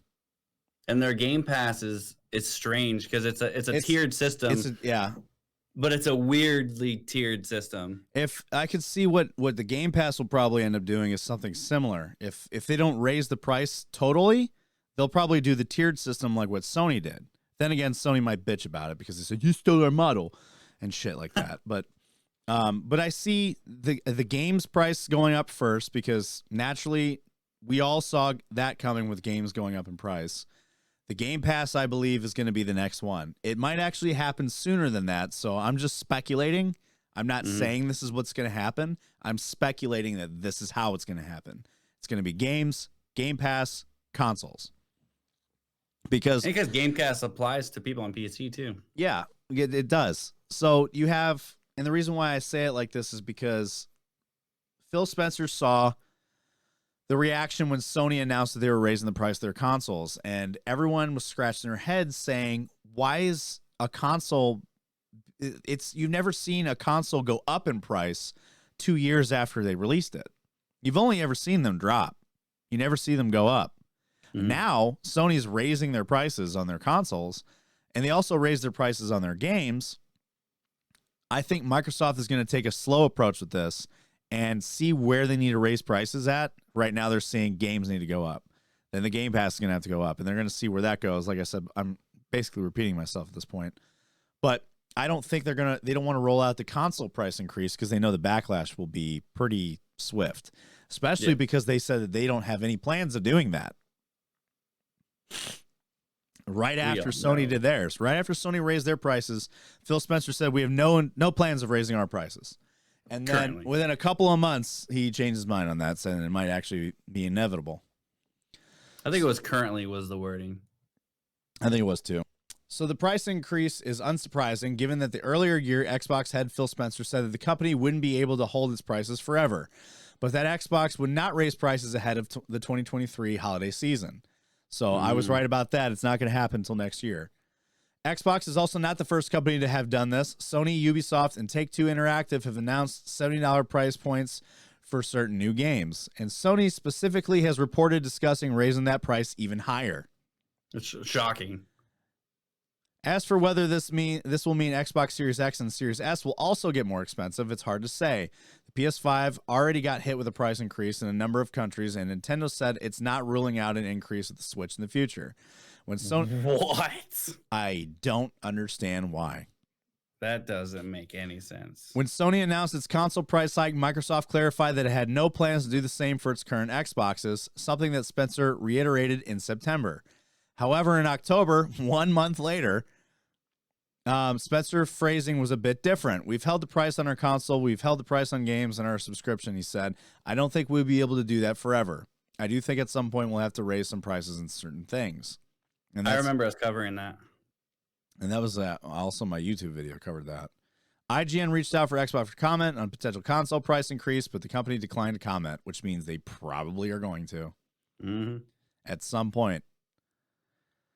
So full price for major new games has remained as steady as $60 since the Xbox 360 and PS3 era, prior to which most games cost $50. Companies increasing. I forgot all about that shit. So did I. Companies increasing prices have now cited factors such as increased development costs and ongoing inflation. Everything's inflation now. Fucking stupid, bro. I mean, yes, because prices are going up. Who the fuck is this guy? But pay is remaining the same. I forgot all about games costing $50. So did I. Because it was an even. I mean, $60 is even too, but you think just 100 divided by 2, you're like $50, boom. Yeah. And then I remember when one day it went up to 60, I'm like, what? I 60. know. I don't remember. In a sense, though, I think that made that at that time. I think it made more sense to kind of raise the price a little bit because online play was becoming more popular. And essentially the standard. So there was like more assets for development at that point. Yeah. And to me, that makes sense. I think that's probably why I don't remember such an uproar and forgot all about the $50 going to $60 because I think it makes sense around that era because that's about that era. Now, here's the thing about monetization, like we're raising the prices of games. The monetization inside the game has to reflect the price. It has to. Because if you look at Forza, there's obviously Gran Turismo 7 was actually really bad about this because you had to spend a lot of money just to get cars, and you couldn't earn the cars through racing. You could, but the amount of time it would take you to earn enough credits to buy a different car or a better car was insane, to where people were finding exploits in the game to grind to unlock these cars. So you have now Forza, the new Forza game is going to be $70. The price, the monetization needs to match the price, and you need to at least get your $70 worth and then some before you can justify throwing monetization at shit. Just because at this point with a lot of games, people just throw monetization in the game for the sake of doing it and making more money. That's a great point. And not actually giving you the price, like the your money's worth for the game. So if you look at games like God of War being $70, God of War Ragnarok, you got your money's worth and then some. Significantly. To the point where if they put out like a $20 DLC, people would most likely get it. Yeah. Which I know they're not going to do because they're not going to add DLC to God of War. But they if they were to do that, people would do it because you got more than your money's worth with the first game. And you could granted you could put about 100 plus out, you could put about 100 hours in the game and do everything, and then you completely run out of things to do. But still you got your money's worth because you got 100 some hours of content out of it. And then at DLC, you can be pretty confident that the DLC is also going to be fairly sizable and more than worth its price for that. Now, if let's say God of War was $70 and a lot of the gear was paywalled, then that would be an issue, right? Mm-hmm. And that's the biggest thing. And with these games going up in price, it's like they need to be worth their price to raise them. That's a great point, because for I think most games now have some type of a store or the microtransactions, whether it be for completely useless things that don't fucking matter, like skins, or they throw in an XP boost here and there that you can get. But even like take Call of Duty, because it's so popular. I don't think that was worth $70. No, absolutely not. Especially with the glitches and bugs and everything. And the amount the amount of content did not reflect the price. And on top of that, you have a you have a fucking very you have the store on top of it that has all the other extra shit, and the battle pass on top of that. So when a company like that, whether it's in the past or they know they're going to based off of the past, if you have an in-game monetization store, the game should not be that much, because you already fucking know you're gonna make billions, if not thousands, millions, just based off of hundreds of millions, bro. Hundreds of millions, man. Thousands of millions is billions. Right? And you're gonna be like, no, the game's got to be $70. We're not making that much money. Suck my dick. Everyone's buying these stupid fucking skins. If it's like an EA game, they're getting the points to get extra XP coins, whatever it may be for the game. It makes the game's initial price completely pointless. Well, I think what they're doing, especially at Activision, if you look at the price of the game versus what you get for it, the price increase wasn't justified. And then they turn around and say that Call of Duty showed them the most profits they've seen in a title. It was their most profitable Call of Duty. And it's like, I wonder why, because you added an extra $10 to the fucking price of the game. Yeah. So yeah, and there's less of the, like what we talked about with the shipping cost, the storage, the logistics of everything. Let's look at this. I want to do some math here. So, oh Lord, we're screwed. Yeah, I know, we're fucked. I'm about to melt my computer doing this. My computer's gonna shut down. All right, let's see. How much did Modern Warfare 2 make for Activision? It's gonna be a skewed number because they don't ever release their numbers. Yeah. Wait, no, hang on. It's saying that Modern Warfare 2 has already made $1 billion. Well, yeah. Okay. It's actually it actually beat Elden Ring for the top selling game of the year. So let's do this, okay? So Modern Warfare 2 made them $1 billion. How many copies? Many copies of physical copies. Yeah, or any copies. How many copies of Modern Warfare 2 2022 were sold?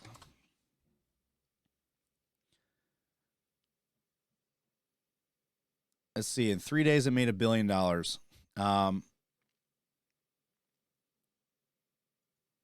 Over 100 million copies. Okay. So we're gonna do the math. We're gonna divide a billion from That's a lot of zeros. From 100 million. And I think that's 10. Hang on, I'm pulling out my calculator here. So we're gonna do this, okay? Because 10 let's see. 100 million is 1 billion. So 1 billion divided by 100 million is 10. is 10. So, okay, that also to me kind of doesn't make sense then. What did we just figure out? What did we just? Oh, never mind. I did it wrong. So we're going to do 1 billion. None of us are shocked. Not by number of copies, the price of copies divided by 70. We encourage you to do your own math at The home. price, so the price of the copies. Okay. So essentially, if everyone just bought a copy and didn't buy anything else, right, in the store and shit, that's about 14 million. It's about $14.3 million. So if people just bought the copy of the game, right? Just baseline copy. And let's divide that by 100 million. No, that doesn't make sense either. Fuck. You guys are watching our brains develop. So essentially, time. like, it's $70 a copy, right? That would probably be the better way to do it, wouldn't it? Let's do this. 70 times 100 million. You are asking the wrong person.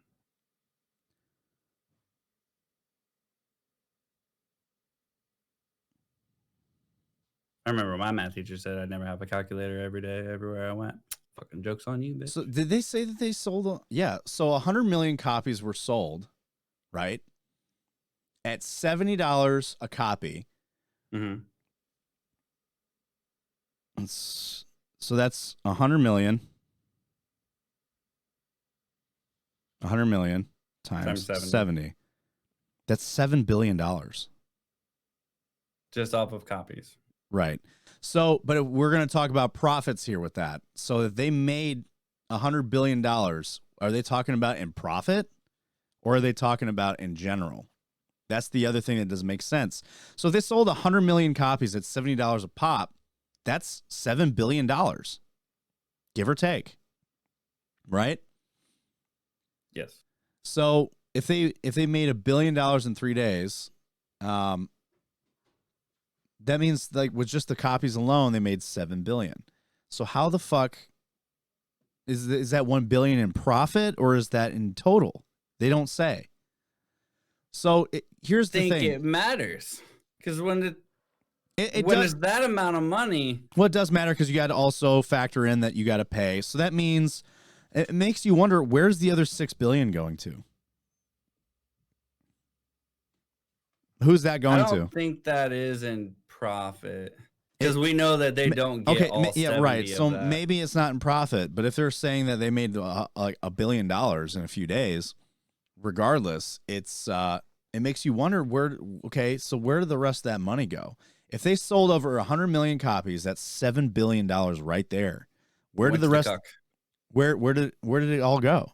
I mean, so that means some of it went to that. It means it went to paying employees and paying the chairman people. Not much. So I'm trying to see now. Let's see if they sold it at $60, how much they would have made. So to me, it just sounds like we're lining the pockets of these rich motherfuckers that have never touched a game.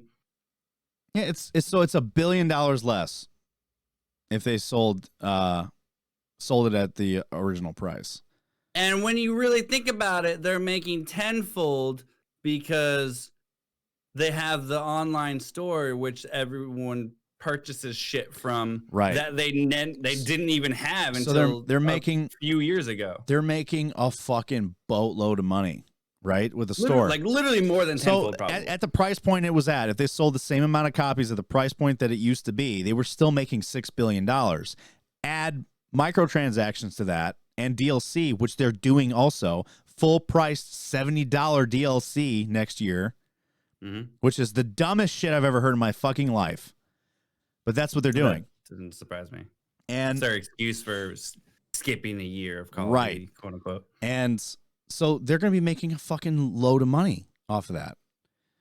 So was the price increase really even worth it? No. And this goes back to my point, like the games need to be worth their money. Because Starfield, for example, Starfield is going to be an open world RPG. There needs to be a lot of fucking content in that. And I firmly believe that games that are priced at that point should have little to no monetization added to it. Because why are you paying full price for a game that has most of its content behind a paywall after you buy it? Yeah. It's not. They're literally using the mobile game strategy, but charging you full price for the game. Right. Because most mobile games, if you do pay for them, they're like $2.99, $3.99, I think, for some of the major. And then you end up spending games. like hundreds of dollars in the store. Exactly. To make your experience that much more playable. Diablo. And people fucking do it. Diablo. So they took that model and still charge us the same base price. Right. Yep. It's crazy to me. I don't understand it. Some games need to justify their price increase, I think. And then there's there's the other thing that they're also tying into the price increase. Putting it on last gen consoles. Kiss my ass. I think that I've seen it thrown around here now and again that the price increase is going up because we have to develop for last gen and current gen, which at this point we are going 3 years into the next gen. We should not be developing games for both. And then raising prices for the next gen. Yeah. And then raising prices for the games. Because people are wondering, why are people not buying the games anymore? Why are people not buying the new consoles anymore? One, people can't get them. Two, they're too fucking expensive. Austin, my brother, in Canada, he was looking at buying a PS5 up there. It's $1,000. That's insane. At Best Buy. 1,000 Canadian dollars? Yeah, so it's a bit more. It's still higher than us. I don't even know.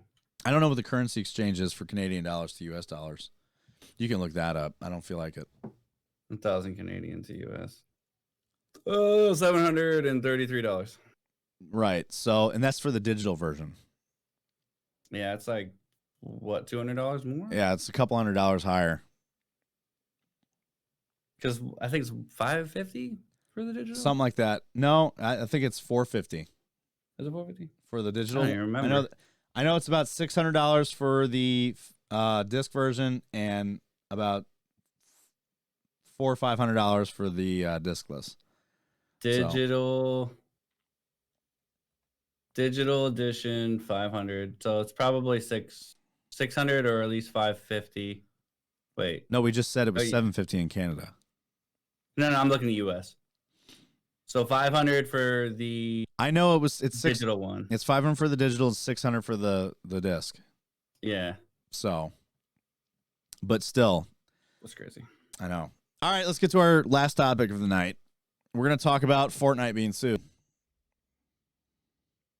Oh my God, I was paused this whole time. No, the fuck you weren't.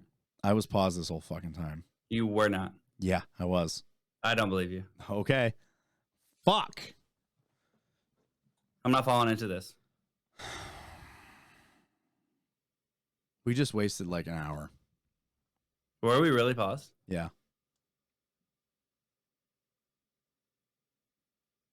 No, we weren't. I'm not playing this. I'm not playing this fucking game with you. Yeah. That would have been like the 4th time that you try to get me with that shit.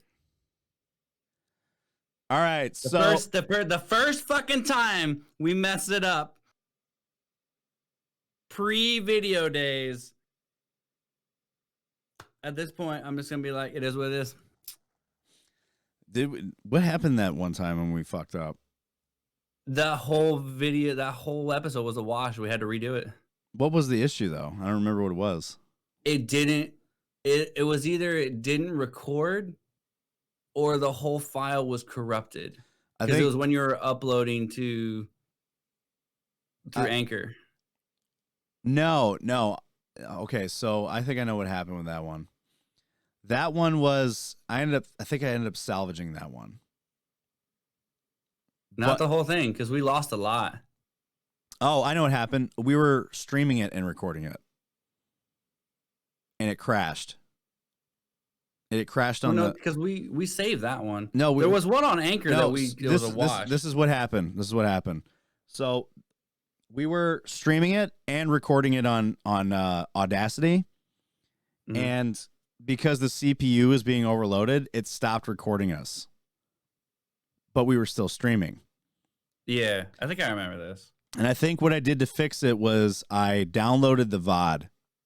Yeah. And then converted that to audio and uploaded that. But there was one episode I did with Nelson where I was doing audio. I didn't do the audio check for the article section. So every time I was on the article section, there was no audio input. Damn. It completely dropped. Like it like OBS did this fun thing it likes to do sometimes where it likes to reset your inputs. Or basically your inputs are there, but they're not working. And you either have to like reselect it, like unselect it and then reselect it to get it to turn back on. But I didn't do that. So I did it with mine and his camera scene, but I didn't do that with the article scene. So that's why I've been doing audio checks before we start recording because of that. I'm like, I'll never fucking do this without doing an audio check ever again. That's why I'm always like talking in the mic so I can see that I'm capturing you.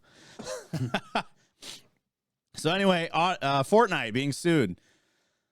So Once again, if you happen to dabble in video games, thanks gamer. The gamer says this, of course. If you happen to dabble into video games, you may have heard of this thing called Fortnite. It's a little smart ass journalist. Hate this article. So ask anyone what Fortnite is, and they may say it's a battle royale game. But the truth is, it's so much more. With countless IPs, game modes, events, and experiences crammed into one place, Fortnite almost has something for everyone. Perhaps that's not true at all. Perhaps that's why it's so popular, and according to a class action lawsuit, so addictive. You know what they have in Fortnite? You know all the custom games that they've got? No. Dude, it's mind-blowing. I had no idea how deep Fortnite was. Like their custom games Is it still considered a beta? No. Are you sure? Yeah. Like Fortnite will Are you sure?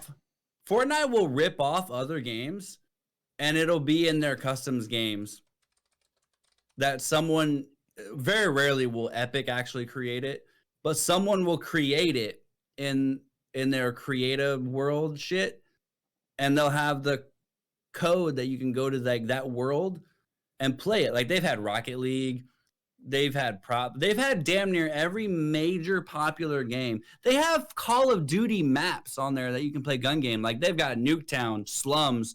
Like there's at least 4 Call of Duty maps that I can specifically remember that I have saved to play gun game on. And it is exact replica of those maps to the T.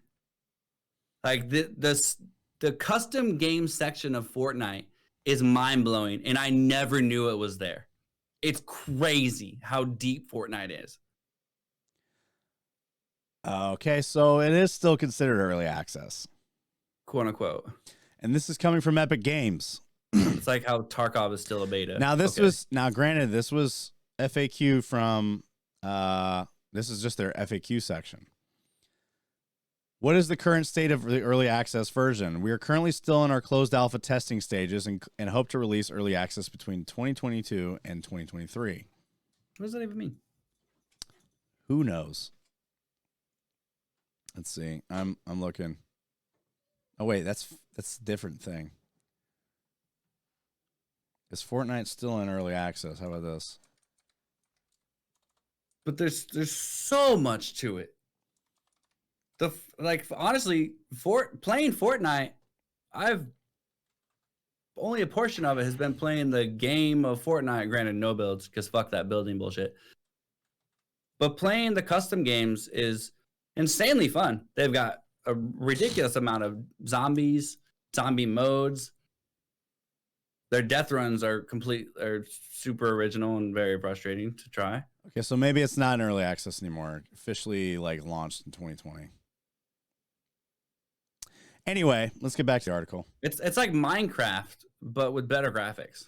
That's why I don't really like it. So as reported by CTV News, thanks PC Gamer, Epic Games is being sued for using experts to make Fortnite so addictive that players stick to it for as long as possible. The filing also claims that the game does not properly explain how addictive or harmful playing Fortnite for an extended period of time can be. It's not their job. It's not. It's the parents' job. The class action lawsuit was originally filed in 2019 and is reportedly authorized by Quebec Superior. Oh, it's Canada. That explains why. I can see that. I mean, Canada is a country where you can't get health care. They want you to kill yourself. You ever hear about that? I think we covered that. No, I don't know. This is no. new. I saw it on Angry Cops. There was a guy who, he lived in social housing, and the property manager sold the property and was evicting him. And because the VA. basically, He called the VA. I don't think the guy was a vet. No, not this guy. This is a different guy. This is a different one. Okay. It's a different guy. So because the guy's got issues physically, he knows that he wouldn't survive being homeless because that is his only option. He can't afford any new housing. And he applied for assisted suicide, and they said yes, because Canada has assisted suicide. I'm not gonna lie. So I think it should be legal. You think it should be legal? Yeah. Well, the scope of why of its legality is the question, because now they're looking to expand the criteria of qualifying for it. Because originally it was qualified for people that were like terminally ill. Yeah, and that makes sense to me. And now they're looking to expand it to qualify people that have mental health issues. I don't know about that. Yeah. So, and this guy said, his back issues qualified him for assisted suicide, and a doctor signed off on it. Right. So instead of helping him find housing, they're willing to let him kill himself, to help him kill himself. And then there's that other issue with the vet that was seeking assistance for the VA for what was it? It was PTSD? I think so, yeah. And they suggested assisted suicide. Right. So in Canada, if you can't fucking find help, they just want you to kill yourself. Just fucking like, we don't have it. Just figure it out, man. Instead of solving the problems that they have with their healthcare system, they'd rather you just die. Sounds like the VA. That'll solve everything. Sounds like the VA. The effects of video game addiction, including Fortnite, on the brains of children is particularly damaging in that when they are continually attached to their machines, they develop severe deficiencies in their ability to integrate the full spectrum of human emotions. True. So it makes sociopaths. Cool. States lawsuit. Specialists report gaps in vocabulary as well as gaps in social integration.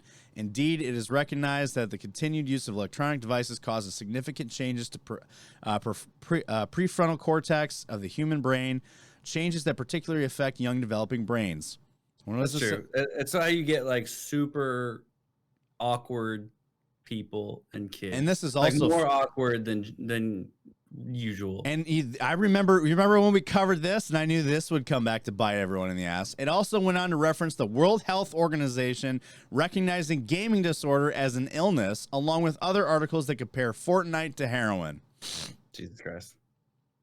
And you know what?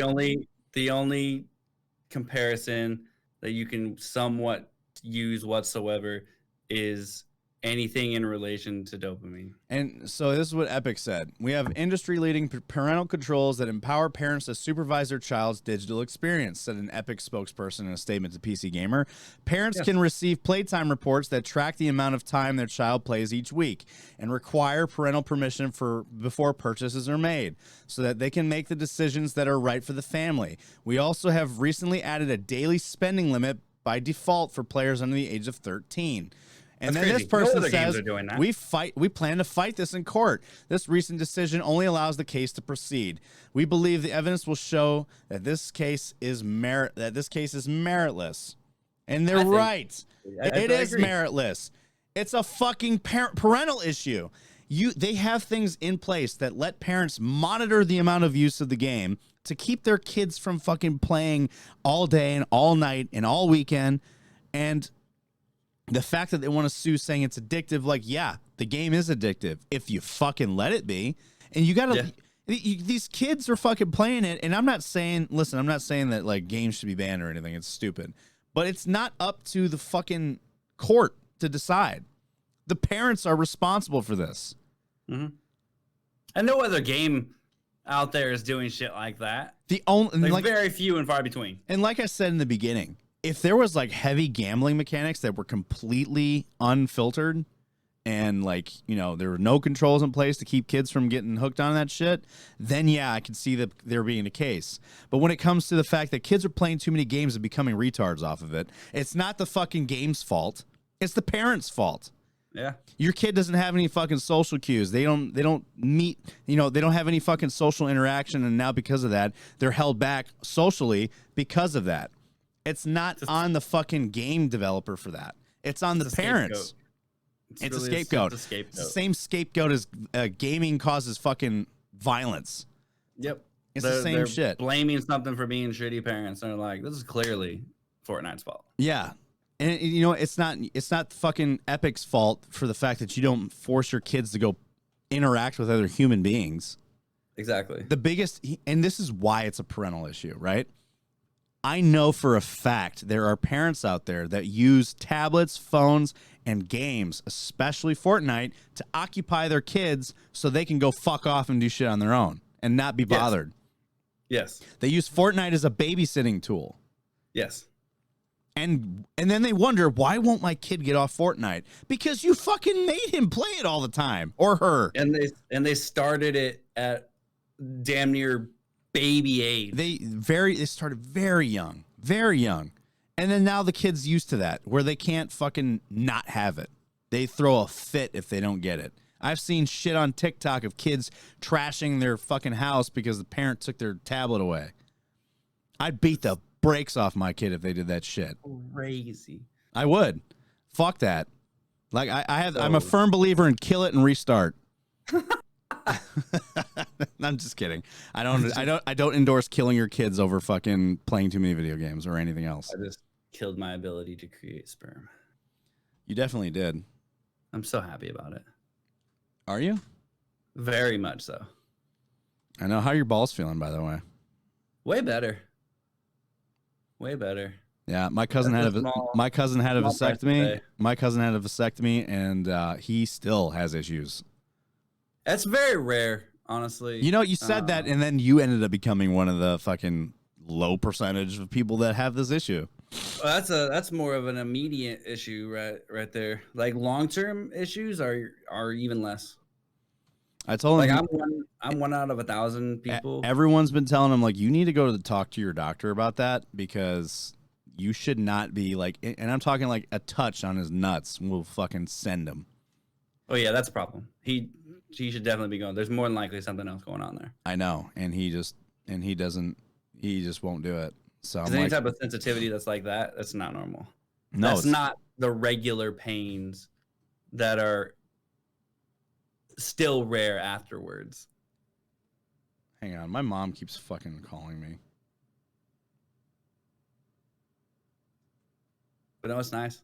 I read that like sexual satisfaction is higher in men that get it, and I'm like, yeah, of course, because they're not worried about anything after.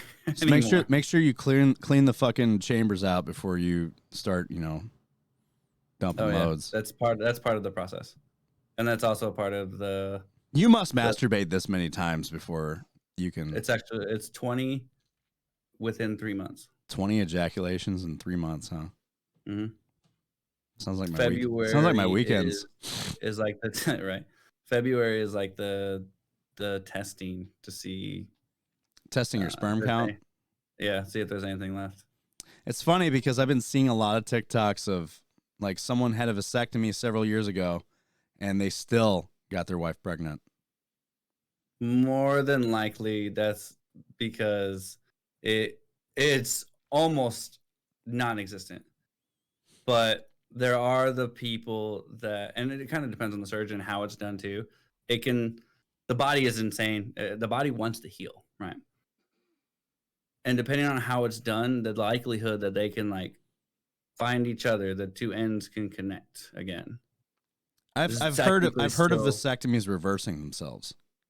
Yeah, but it depending on the method that's used and how it's done kind of predicts how likely. See, that is. I always thought it was like the only thing that they leave connected was like the blood supply.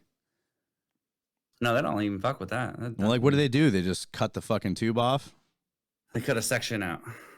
So they take, so like if this was the tube, they would cut the sections. They'd like cut the two from here of my fingers. And they would just cut that section off, and then they would cauterize the ends. They would leave one end open. So what's holding your what's cauterize holding the your other nuts? What's holding your nuts in? Like, what's besides? I mean, what's keeping your nuts attached to the tissue? Or are they just floating freely Everything in your else. scrotum? The only thing is they cut off. It's like if I had one road to get to grandma's house, and then they destroyed that road, and I couldn't get to grandma's house anymore. That's all they did. Does that make sense? In a way, so I'm picturing it like this. So you have your supply line and your support and your supporting lines, which are holding the supply to the let's put it this way.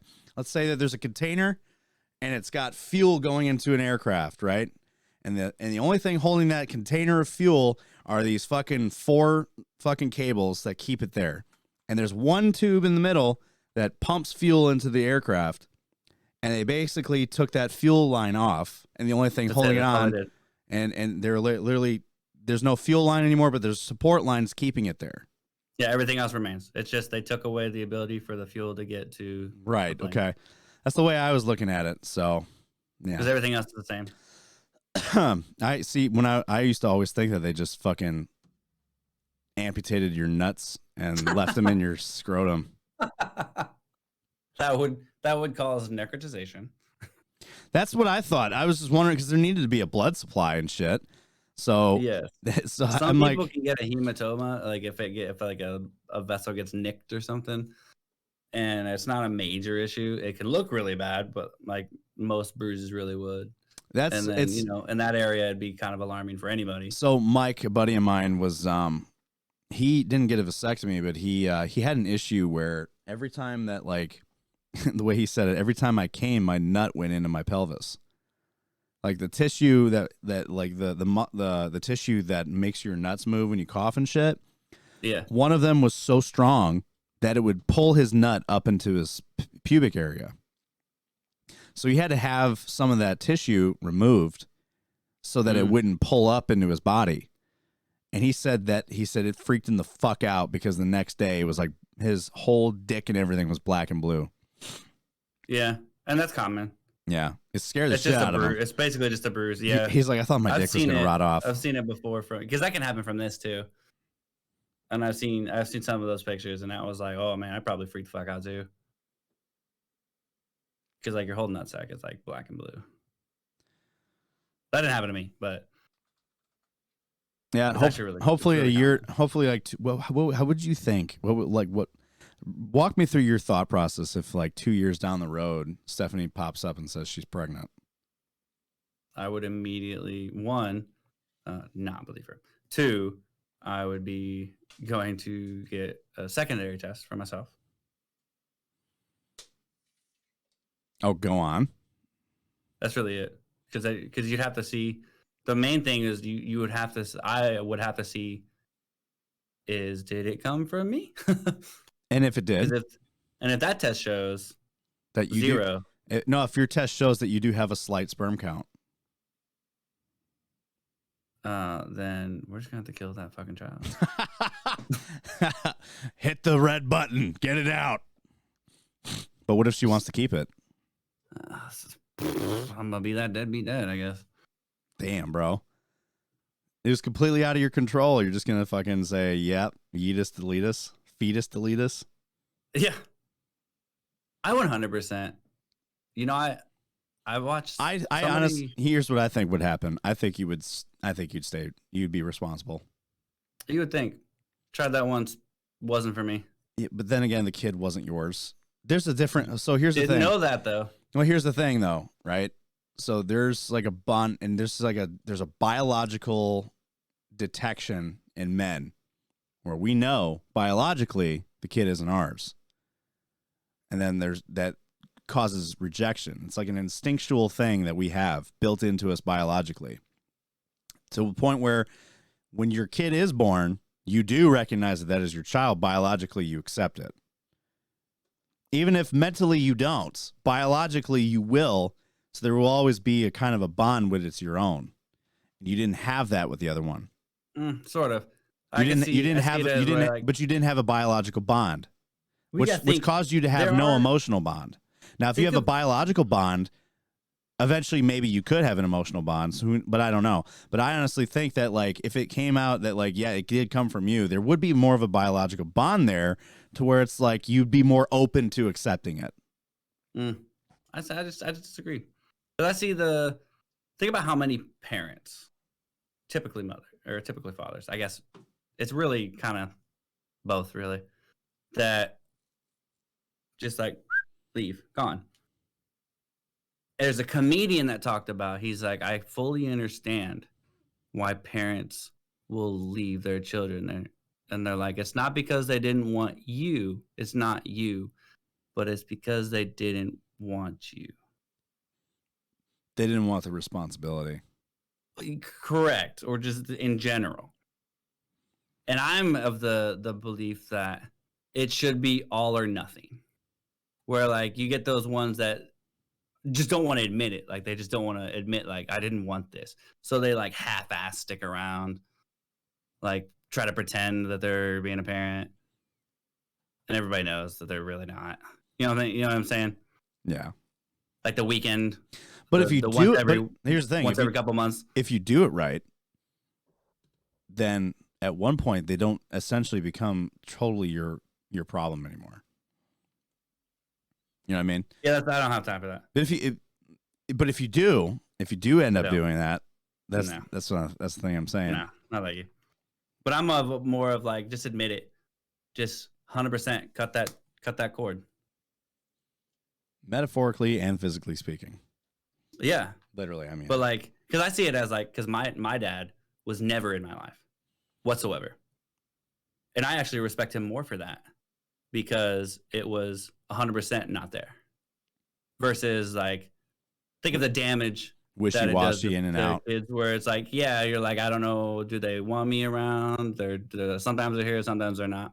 Whereas if they're not there, they're just not there. You know what I mean? Yes. I feel like that's far less damaging. If it's 100%. I think they're both damaging in their own way. Yes, I just see it as, I think it's less damaging when it's just 100% one direction. Yeah. Because then there's no questioning from the kid. Yeah. All right. Well, fuckhead, you want to wrap us up? I don't think I make that call. You don't make that call. I do. So yeah, let's wrap this up. You didn't even make the announcement for the regiment. Yeah. Yeah, I did last week. Well, I didn't fucking see it. So all right. I know this is very late to be announcing this, but me and Doc are now going to be the new hosts of the regiment's Smoke Pit podcast. So we will be doing 2 episodes per week. The Smoke Pit's going to be similar but different in the regards of, it's basically going to be us talking about military shit. I kind of have an idea of where I want to go with it. But it's more structured. It's no, I actually don't think sort of. I think it'll be less structured, because we won't have articles and topics to talk about. Yeah. So I see what you mean. It'll be less structured in that respect, but it'll be more focused on another aspect. Yeah, like more directed, I think. It'll be more directed at something different, like something where kind of like more of the barracks talk type thing that we do. Yeah. And like if we have different guests too. And you know how we sidetrack a lot, and it causes us to go longer, and that's because we still have topics to cover, but we're sidetracked. Yeah, we don't have to worry about that. So essentially, the Smoke Pit is going to be totally sidetracked with no topics to discuss. We can just like fucking change the subject on the fly type thing, you know? Ramble on for days. There won't be a real structure to, we have to talk about this, and this still, and we're 2 hours in. So the episodes are probably going to be a bit shorter, hour and a half, 2 hours. unless we have a guest, that could potentially go on longer. So yeah, I've been, working on getting that underway. We're going to try to start that early January. Weren't we supposed to have an episode this week, you said? No, that was this one. Oh, okay. I said this week I'm going to be setting everything up. I'm going to take this time in between. And I'm also waiting for Chris to fucking officially announce it so I can start tweeting. Which I want to give you access. I know he didn't. He announced it in our meeting. In our meeting, he said, I haven't officially announced this yet, but he said it to the staff.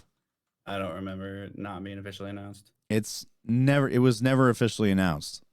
He'll probably not officially announce it. Then, I mean, I want to know if he is or not so that I can just fucking come out and say it on Twitter. Be like, just want to officially announce that me and you are going to be the new hosts of the Smoke Pit. We got some things coming for it. Blah, blah, blah. I just ask him. Be like, hey, I don't want to step on your toes if you're planning on an announcement. If you're not, I was going to make an announcement. Like, I was just going to announce it like straight up on my Twitter feed and the regiment's Smoke Pit Twitter, which I got to give you access to because I don't want to be the only one that has to manage the social media. So guess what? Guess what? Twitter director for IW. It's actually a merch director now too. Okay, merch director and Twitter. Is that why you're not doing the fucking? Are you doing the event coordinator thing still? Or That's no? like hike lead? No, I'm talking about for regiment. I have been. Because I know Chris was mentioning how he for wants. IW, anyways. Well, Chris was mentioning he wants to change because they're going to be doing some revamping for event coordinator stuff. Yeah, Like restructuring it. My business is basically just remain the liaison between IW and them. I mean, that's fair. Don't want to take on too many different tasks for each org, That's kind of why I was just like on the fence about saying yes to the Smoke Pit. Because I'm like, I got between school, this, and I want to start streaming on YouTube. Like, that's a lot of things I have to do. Oh, yeah. So time management for me is going to be fucking a nightmare. Schedule. But that's why I need you to help me. Because, even doing a schedule, like I still have a life. You don't. Sort of. I mean, sort of yes and sort of no. I mean, you got the IW hikes and shit. Kind of the same, except whereas your school stuff is really just more my collaterals. Yeah, pretty much. So, only difference is you don't have assignments that are due to get a good grade. Otherwise, the GI Bill sticks it in your ass. No, I just have assignments, quote unquote assignments, cases from people so their pay doesn't get fucked up. Fun. Or it gets unfucked. Fun. It's not. All right, dude. Let's wrap this up.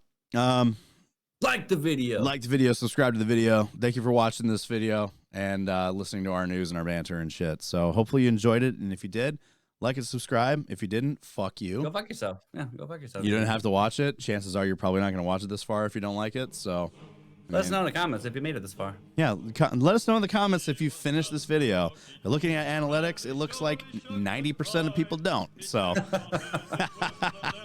but I don't give a shit. I have fun doing this. So, all right, guys. Small somewhere. We love y'all. We appreciate y'all, and we'll see you next week on the Blacklist of Gaming podcast. Bye. Bye.